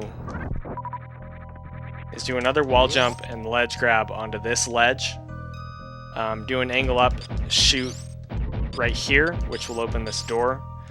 And then I like to do a single jump up and run through. I have seen some other runners do they like land on both, which I think can technically give you a better door, but I find it way harder to do the room optimally and quickly that way, so I just skip that little ledge.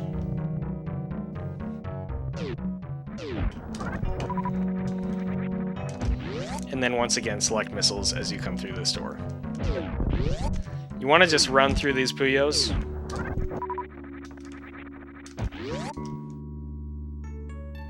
And you want to shoot a missile over them to open the door.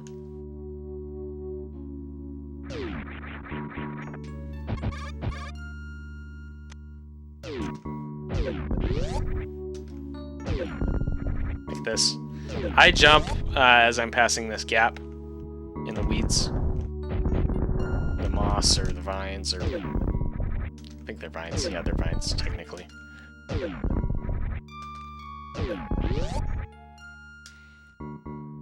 And then this room. So you want to aim down and then release down as you're falling to kill Samus's momentum. And then you want to grab Plasma Beam with a wall jump check here if possible. Kind of a low wall jump check.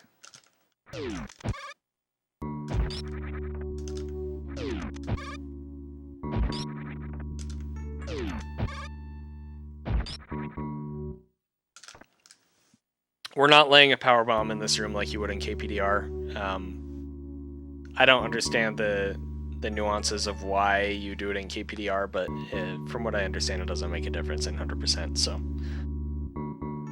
okay, dealing with the plasma pirates. This room can be very complex. I'm going to explain how I do it, and recommend that you put a lot of practice into it. Maybe you'll find a different method that's more comfortable for you. There's not really anything wrong with that. Just probably, this is one of the rooms where if you don't have a plan, you're gonna lose a lot of time compared to if you do have a plan. And you wanna make sure that you're very comfortable with whatever your plan ends up being, because that's going to make the most difference here. So what I like to do, so we just grab plasma, you run left and you shoot as you're falling, like this, okay? That'll freeze this first guy. And then I like to jump, angle down, and shoot again after I've run a short distance. That will kill him, okay? It's a pretty lenient shot. It's not that unforgiving. You'd have to shoot like really early for it to not connect. If you're noticing that it isn't working, it's probably more related to like you're shooting late, maybe? I don't even know, honestly. I used to have trouble with this shot.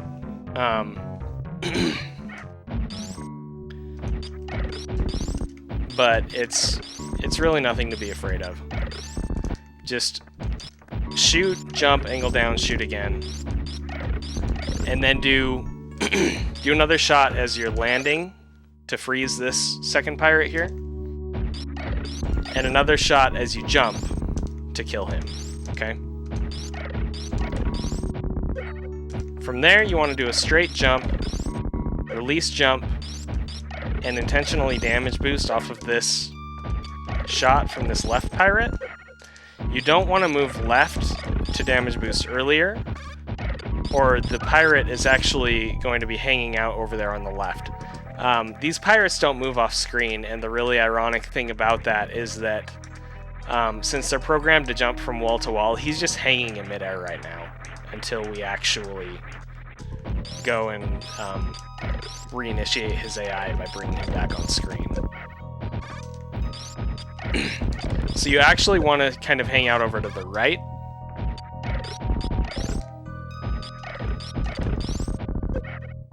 So that he has a chance to jump and kind of follow you as you damage boost over to the right.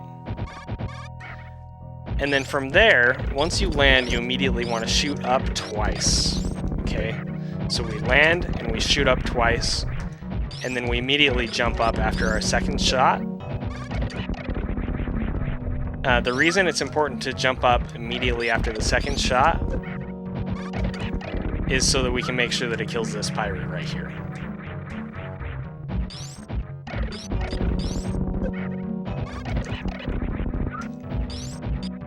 It's also important that your upshot be in a position where it's going to hit this pirate. You're generally going to be in a good spot for it, but if you end up like really far right, you might not be. See that? So he didn't take that hit. But as long as we're standing generally where we would land from the damage boost, he's going to be in range for that shot as well. From there, it's just the top pirate that's left. The way that I like to do this is, so I do 2 up shots, and then I do a running jump as I follow the second shot up. And then I do a space jump shortly after I see the bottom of these platforms up above come on screen. That's when I do a space jump.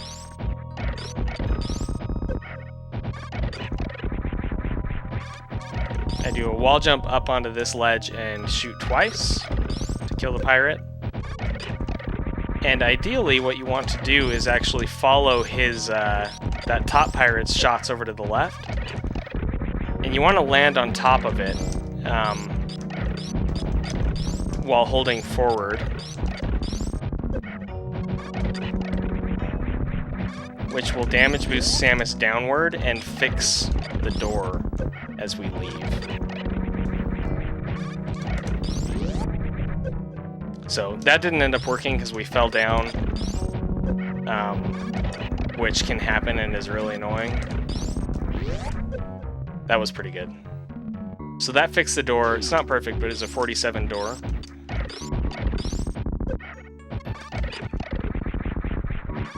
If we don't get hit by the shot, the door scrolls up, which makes it a 95 door. So that's 40 frames difference.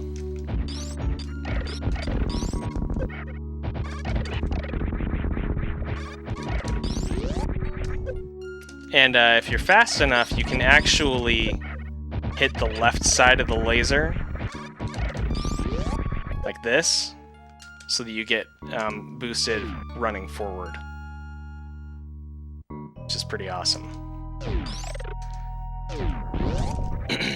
Alright, from here, you want a missile. You want to shoot a missile over the Puyos, because if you shoot an ice beam, it's going to freeze them. And since we have iframes from the laser, we can just run straight through them. And then you want to moonfall out of this door.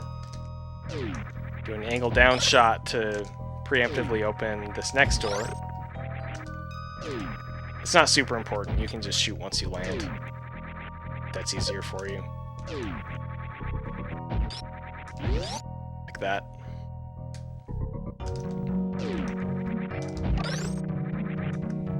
And run through this door.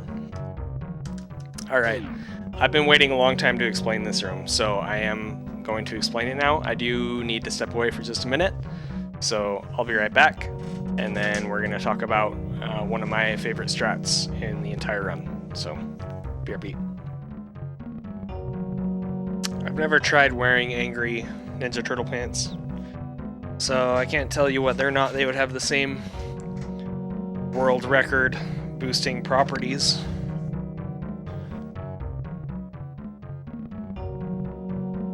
Alright, so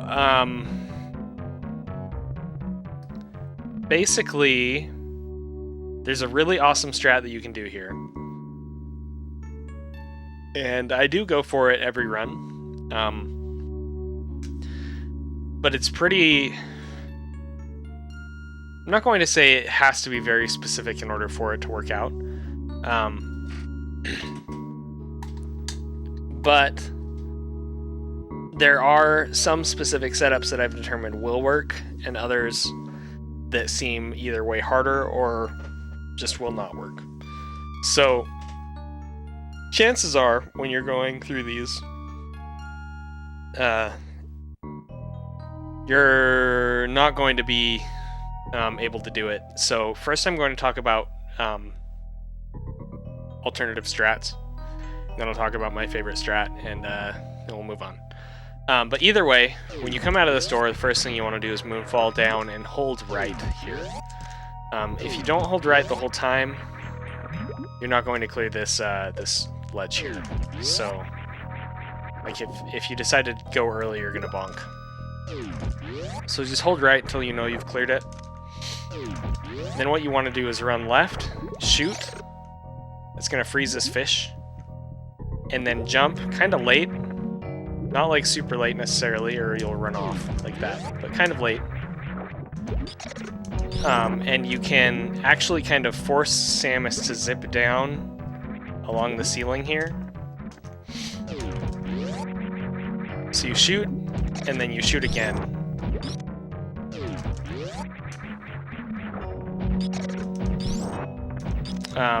And then from there, what I like to do is align myself with this this ledge right here and shoot as we're passing, and that will automatically open this door. As long as you are aligned with the ledge and holding right, and you shoot before Samus starts moving forward. If you shoot after she starts moving forward, it's going to Doppler the shot and it will be off screen before you actually make it, even if it's high enough. So it's important, see that? It's important that you shoot it when Samus is still stationary, kind of aligned with this wall, okay? That will automatically open that door for you.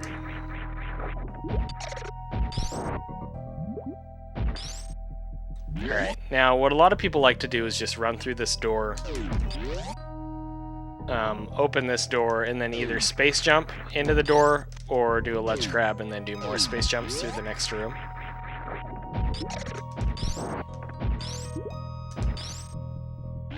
So again, just run through. You can even hold shoot coming out of this door. Jump up like that. Okay.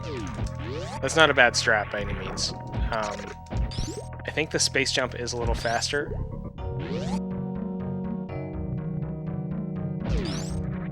Oops. Kind of messed that up. But you can, basically, you can get a running jump, space jump through the next door. It's really awesome.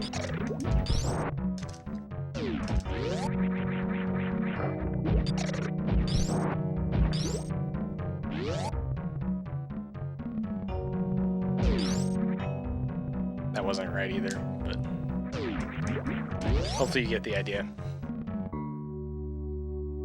And then from here, there's a couple different strats that you can do in this room as well. I'm only going to talk about one because I'm not, well, basically, okay, we're gonna save state and then I can just go back. It's fine.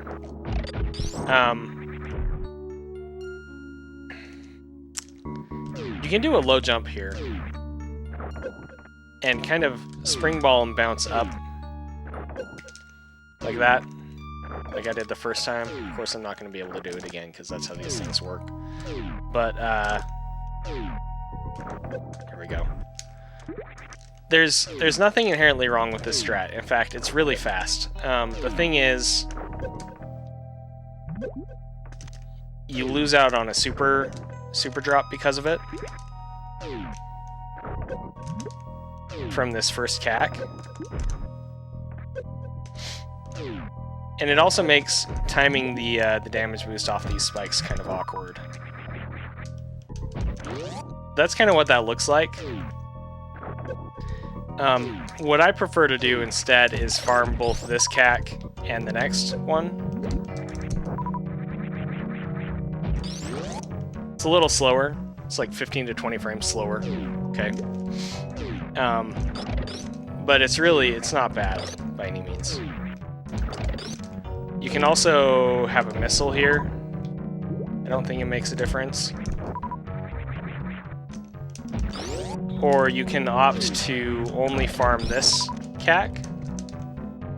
And what that looks like is basically you unmorph on the spikes down at the bottom here. This strat actually looks cooler, in my opinion. You space jump all the way across, like that. But again, you only get one super drop doing it that way.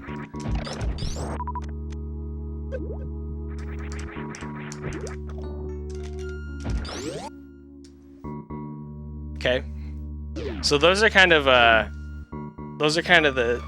general strats that you can do through this room. I don't have cues necessarily for them. It's really feeling based, and that's not a good thing in Super Metroid. Generally, you want visual cues or other cues like that. I will say that I count my space jumps 1, 2, 3, 4, 5. And for that last one, if I'm doing it this way, I do want to bonk the ceiling before that last space jump. Okay? So 1, 2, 3, bonk 5. That's how I set up those space jumps. If I'm doing the damage boost one instead, basically I land on this ledge right here, and then I run forward, and I specifically do not bonk the ceiling. And I do just basically a short space jump followed by another bigger one. If I can even do it. 1, 2. Okay. Alright. For the super ultra cool strat,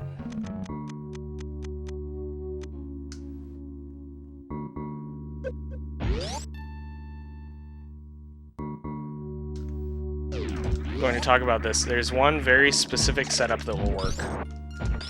So, you want to jump, you want to do a space jump right around here, assuming that you got the setup for the shot. You align with this wall, you're running, you're following your shot. You want to jump right around here. There's a gap between these weeds, and it's like right before or right on that gap, roughly.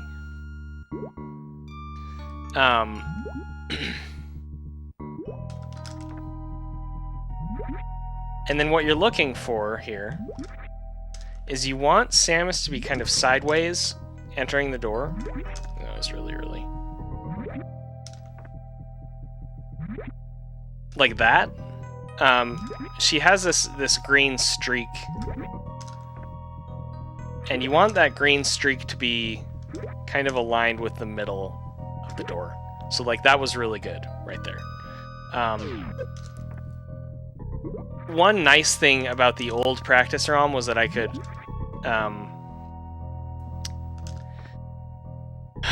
freeze frame really easily. I might be able to do it with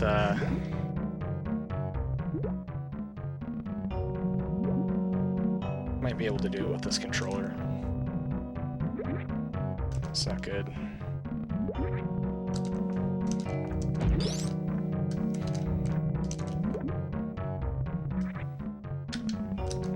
That was good, but I missed it.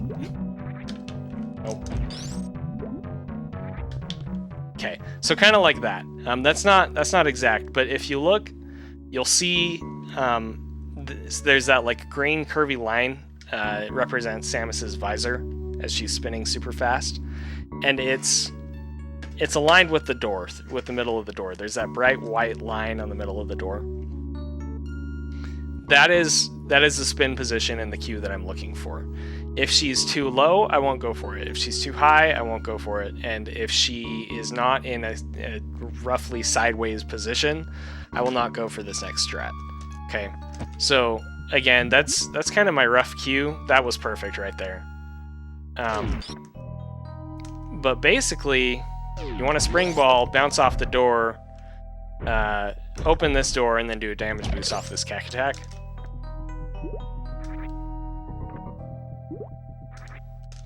So like, we're not getting it, we're not getting it, we're not getting it. That was good. So we're gonna save state here. This jump spring ball, jump shot spring ball, it looks really hard. It's really not that bad to get this bounce off the door here. The idea is just that you want to do a very short space jump followed by a very fast morph. And hopefully you end up hitting the door, which will bounce you up like this, okay? You can technically bounce up without hitting the door at all, but if you bounce off the door, you end up higher, which is faster and easier to do this damage boost. Okay. In this room, once you've bounced off the door, what I like to do is hold angle up and unmorph right around here. Then shoot. Still holding angle up, turn left, hit the cack, and boost. You want to hit the cack from the bottom of the hitbox, which is its head in this case. Because if you get like up into there, I don't know if that will even work, to be honest. But if it will, it makes the deboost much tighter. Because you want to do a low deboost here in the first place. And since we're deboosting off of an enemy, the number of frames that we have to execute the deboost is far less than if it was a spike. But basically, that was perfect. So you want to deboost off the cack, into the ceiling, and boost all the way back, like that.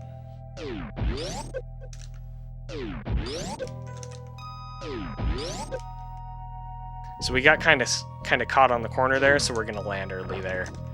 Not quite as good, still really good.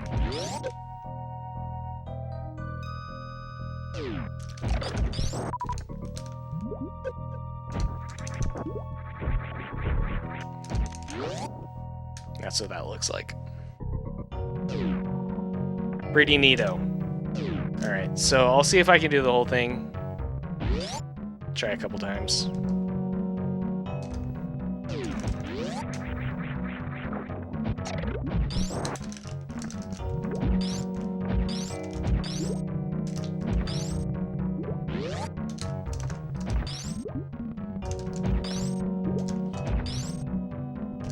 I don't know if this shot's gonna work.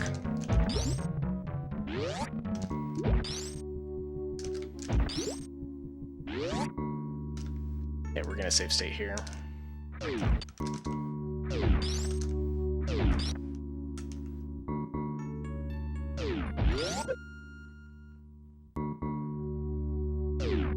And there we go.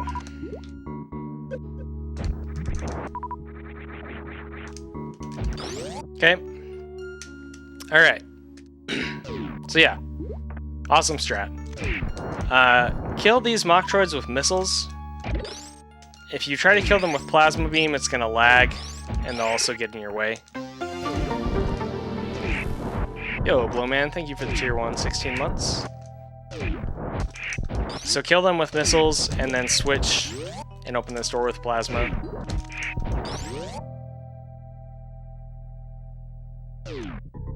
If you didn't grab this E-Tank before, make sure that you grab it now.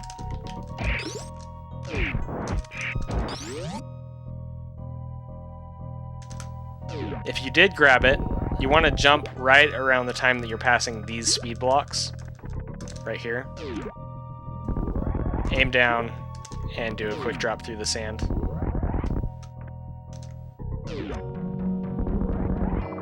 Be careful not to jump too early, or you will jump straight up into an invisible hole. If I can even do it. There's a hole right before the speed blocks, right there. So don't jump too early. That's why I like to jump on those speed blocks, because then I know that I'm not going to jump too early. Aim down and quick drop through the sand. Okay. From here, you want to kind of come over to the left, and it takes some practice to get used to it, but you want to try and anticipate and then boost off of this this guy that is going to come over from the left here. You want to hold that damage boost, and then just like before, we want to do the same damage boost off these bugs and the same short charge. We can shoot whenever we want now because plasma shot will go through this sand guy.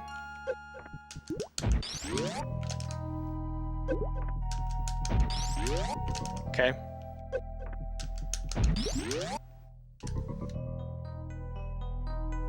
And then ideally what you want to do is spring ball up through these blocks. I didn't talk about this before, I should talk about it now. So, space jump underwater is really forgiving. You can space jump really fast underwater. Okay? Like this. You can space jump really, really fast underwater. Because of that, when I was first trying to learn how to do this mock, to keep blue here, I was having a really hard time repressing jump fast enough, and what would keep happening was I ended up, you know, I'd keep space jumping like this. So for this space jump into this mock, you really need to try and focus on releasing and then repressing jump as quickly as possible. As far as this actual spring goes, you want to spring right around here, depending on how much speed you have.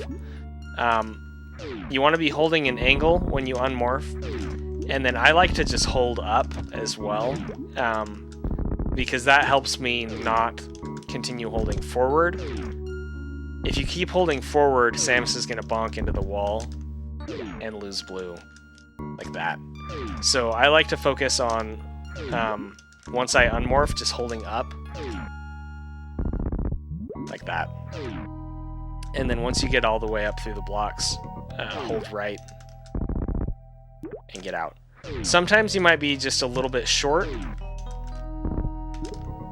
and that can be saved with a down grab in some cases. I can't really illustrate that with this speed, unfortunately. But like, sometimes you might like unmorph on the corner, but still make it up, and Samus will be like, she will be in a position where she won't clear this ledge, and you can save it with a down grab. There are also some situations where maybe you you know, make it high enough to break 2, but not the top one there. And if you happen to have that happen when you only broke one side, you can, I went over this with the charge clip, but basically you can you can just clip through like that, like you would at the charge beam clip. Or also, another thing you can do is, if you happen to be only braking on the right side and you don't quite make it all the way up, I don't know if I can even do this. We have a lot of speed here. Sometimes it's going to be like a 3-tap and you won't have enough speed. But you can land like that and then jump up as well if you kill your blue. If you don't carry blue up through this, you can do a short charge right here. I'd like to do a multi-stutter 3-tap. 1, 2, 3. And then you want to do a diagonal Shine Spark up.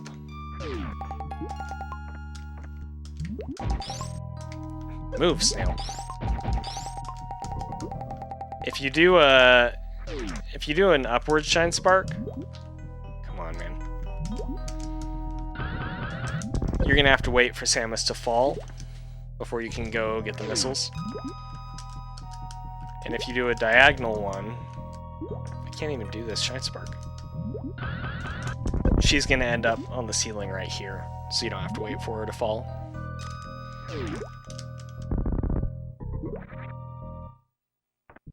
Watch out for these crumble blocks right here.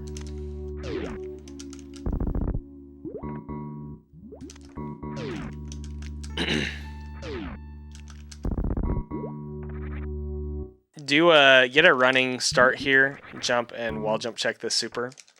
Like this. And then do quick drops down through these blocks. 1, 2, 3. 1, 2, 3. Okay. Watch out for this snail. He's going to be in the way sometimes if you take too long or do the strat in a weird way. So it might be safest to just shoot down like this. And then you don't have to do this way, but I like to run and jump off of... I have a specific cue for when I jump. Right here, this line. I'd like to jump just after I pass that line and aim down and then shoot really late. And that will make us land just inside the gap. Alternatively, you can also just run forward and do an angle down shot. From here, you want to make absolutely sure that you do not fall in the right sand pit, or you're going to have to do a whole nother lap. Okay? Because we already got the items in the right sand pit.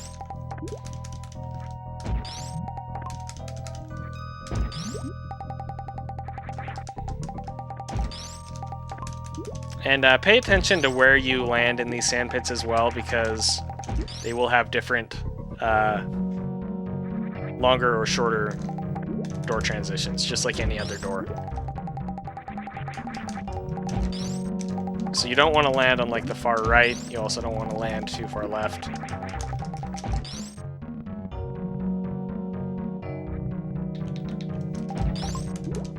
You can get like a perfect or a nearly perfect transition out of these. It's just really particular. So.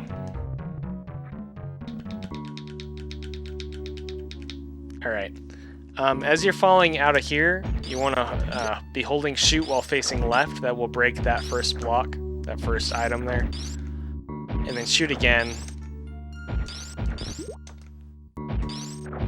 to break that block as you're falling.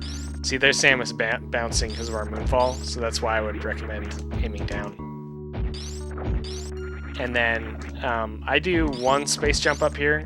That's something that Behemoth was doing, and I checked it and it saved me a couple frames. So one space jump instead of like wall jumps or something like that. And you want the space jump to clear that ledge there. There are these boulders that will fall on you if you just dilly-dally, so watch out for that. Okay. And what I like to do here is do an angle up shot as I'm running right here. That will break this block that was right here. So if we don't angle up shot, there's going to be a block in the way. See that?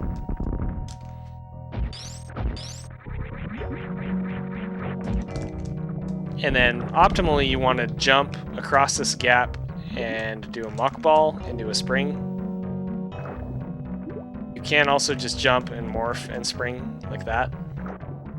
But you want to be really careful not to fall through this crumble, or you're going to have to go all the way back around. Okay.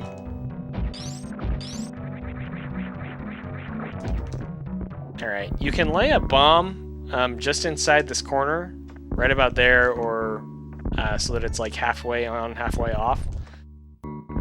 And if you lay it in the right spot, it can actually bounce you back across the gap if you happen to miss the spring ball. That almost worked, but I messed up collecting the reserve. That might work. No.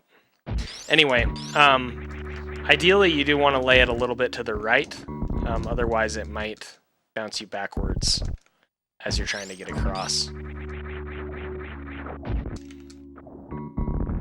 So if you lay it too far left, see how it kind of bounced me back there?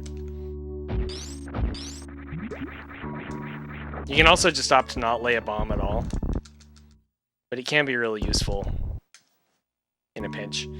But yeah, ideally, you can just spring across here. I don't think it's frame perfect, but it looks like it is much easier, maybe only possible going right to left as opposed to left to right, so keep that in mind. Okay, so you can do it both directions, but it's definitely much easier going right to left, which is probably why people do reserve first.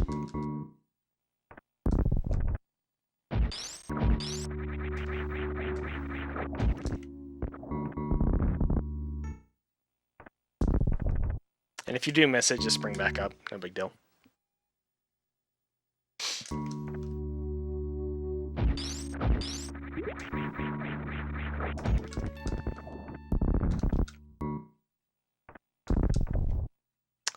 Grab this missile as you are falling past it. Do not hold left the whole time, so that basically you land down below it and can just spring back up. If you hold left the whole time, you're going to end up in the gap right here, and then you have to land and then spring up. So that's a small optimization there that some people don't realize.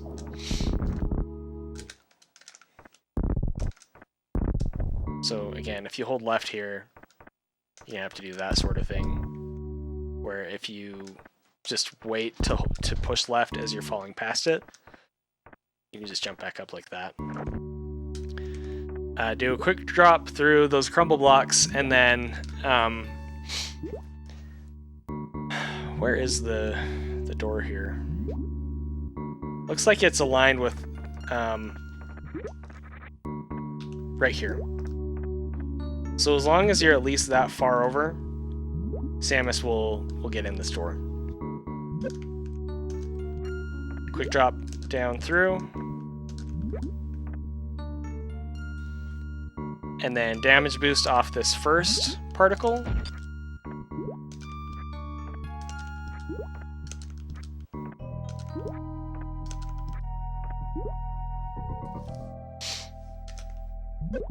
Land on this first platform right here. You can either kind of fall off onto the sand and then jump back up like that, or you can do some space jumps and then boost. But basically you want to align Samus with these Ever projectiles in such a way that you can do the 2 damage boosts across.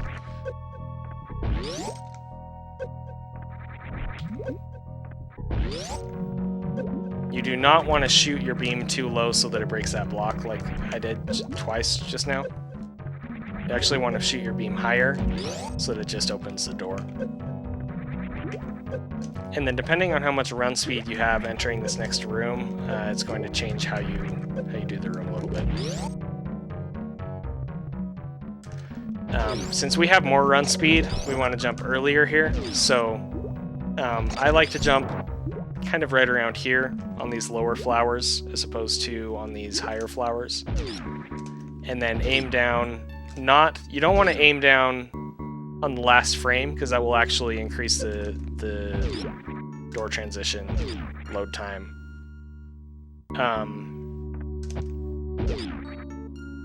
So you either want to aim down early or after the door, like this.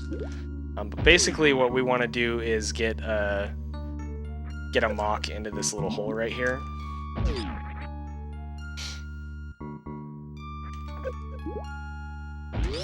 and then we can just jump up and run through this door like that. You can also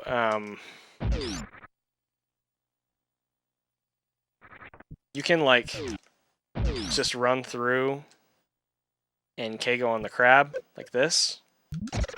That's not bad by any means, but it is slower than doing the mock thing here.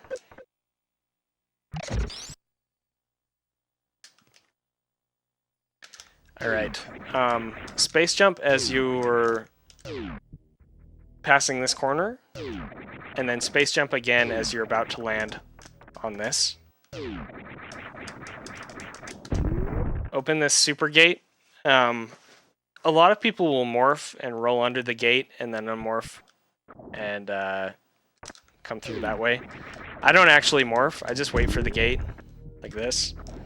And I found it to be just as fast or faster and less annoying. Zost actually runs back like this. But I couldn't make that faster when I checked either. Watch me eat my words here. But basically, how you do this room is, it's more preference than anything.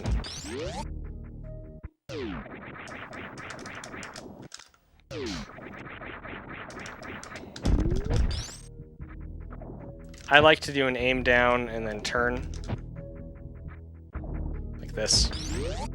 That can make it so that if you're short and you turn, it can like kind of slide you into the hole. But basically, you just want to fall into the hole and then shoot to open this door. And then, since we did not do early power bombs, we're going to select supers. And you can actually, so you can jump and do an angle super shot to break just this bottom block. Do a mock ball and spring ball across the gap. And then what I like to do is select a regular missile.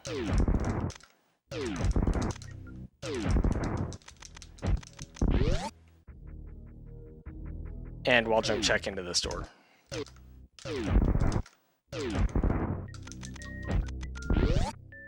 that. Alright.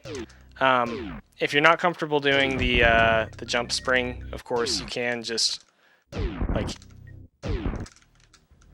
you can do that sort of a thing.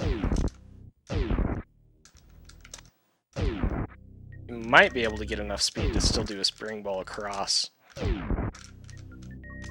Yeah, you can. That's nice. It's not quite as fast. Or, of course, you can just mock. Do that sort of a thing.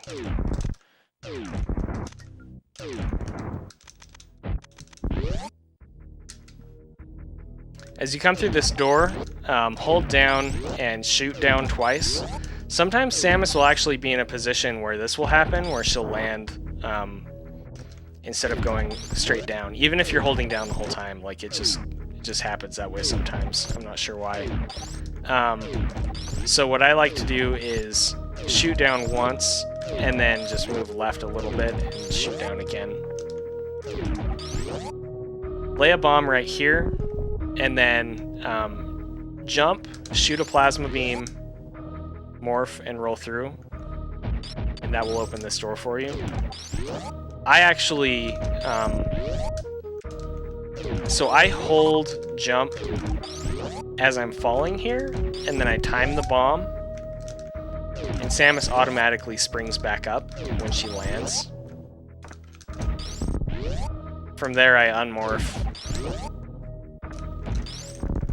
hit the ceiling, shoot, and then remorph. I don't think this theoretically saves any time, but in practice it has saved a couple frames for me on average when I do it this way.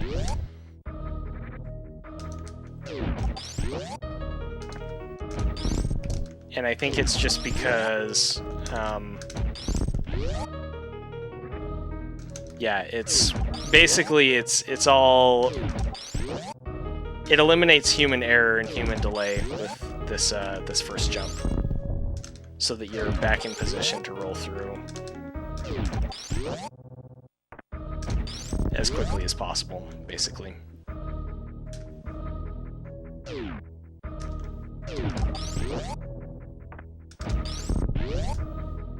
Alright, make sure that you have dash speed here as you jump through this door, so that we have some forward momentum.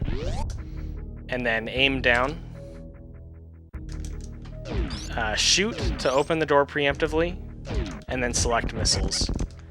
I like to shoot these first 3 key hunters with missiles, and then switch to power bombs. So shoot, 1, 2, 3, switch to power bombs, jump, morph, lay the power bomb, and then spring up just as you notice that the power bomb is going to break these blocks.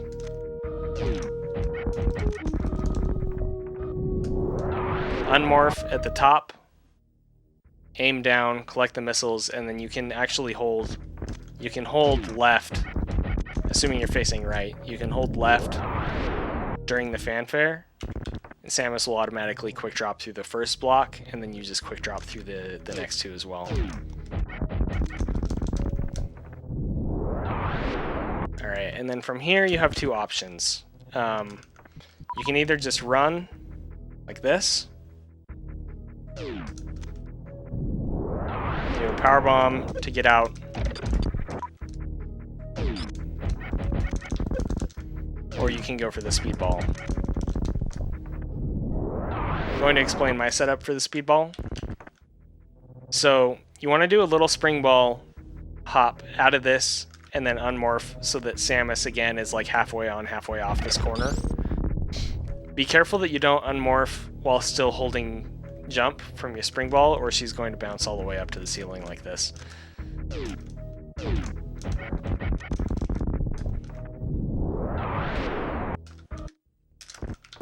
it.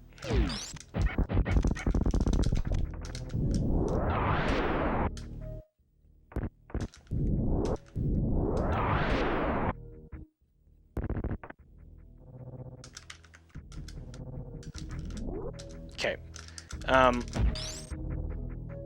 So once you're in position here, half on, half off, I do a 1 stutter 4 tap. Okay? Like that. They do need to be really clean taps, and so if you're having trouble with this, don't worry about it too much. You can also do a multi-stutter. The issue that I had with multi-stutter was I was usually ending up short, like this. And doing a 1 stutter eliminates that. So if you notice that maybe you're, too far to the left, and you're, constantly bonking like this, maybe try a multi-stutter. But I would definitely recommend a 4 tap. And then where I jump is right after this little dip in the floor right here. This is where I look to decide where I jump.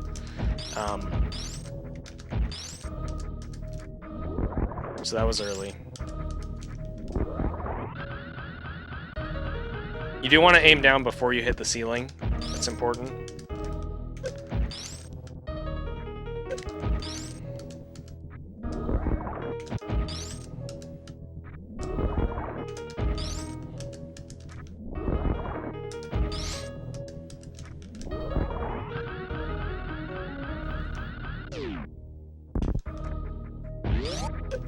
Okay.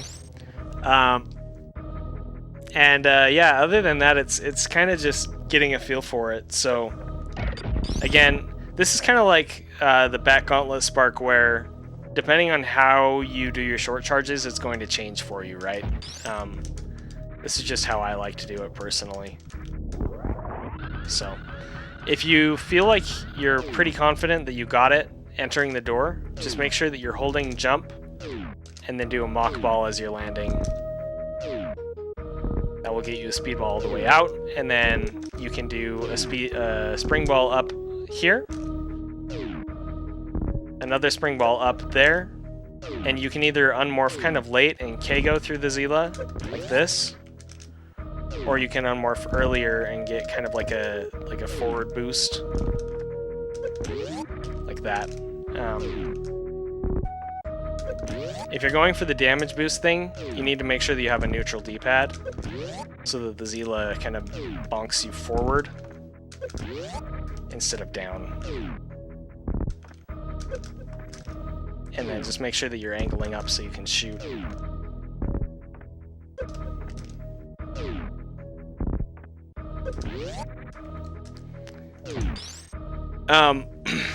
If you're not going to go for the short charge and you're just going to rely on a power bomb here, there's nothing wrong with that, by the way.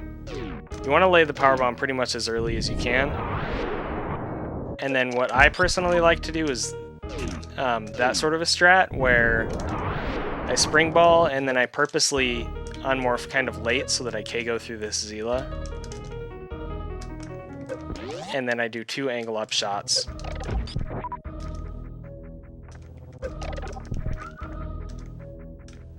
This may or may not be the fastest way to do this, but it's what I found to be most consistent. And the added benefit is that you can get drops from these Zilas doing it. So.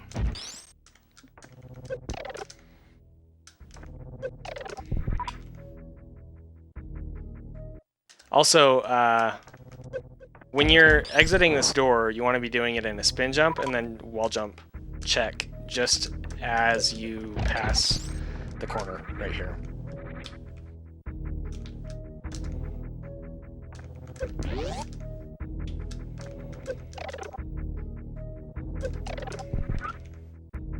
Okay. And then from there, select supers, shoot as you are passing these blocks right here. Jump, do a mock ball under, and then go down the elevator. You do want to try and scroll the screen as far as you can before activating the elevator, because the screen does have to scroll like that, just like any other door transition. It has to center before it can finish. So. And that is everything that I was planned to go over today.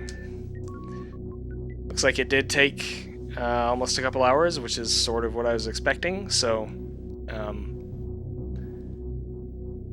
I was initially expecting that it would be less, but the more I thought about it, the more I realized that it was going to be kind of a longer segment. So hopefully it was helpful. I'm sure there were some gaps and things that I missed and didn't explain very well, and I'm really sorry about that. Thing about 100% is that when things get complicated, they get really, really complicated. And you know, there's probably, if there is ever going to be a completely definitive tutorial, it's not this one. I'll just say that. But I really appreciate your guys' support and coming out, you know, to watch and participate. In the meantime, I'm going to call it for tonight and find somebody to raid. And I will see you guys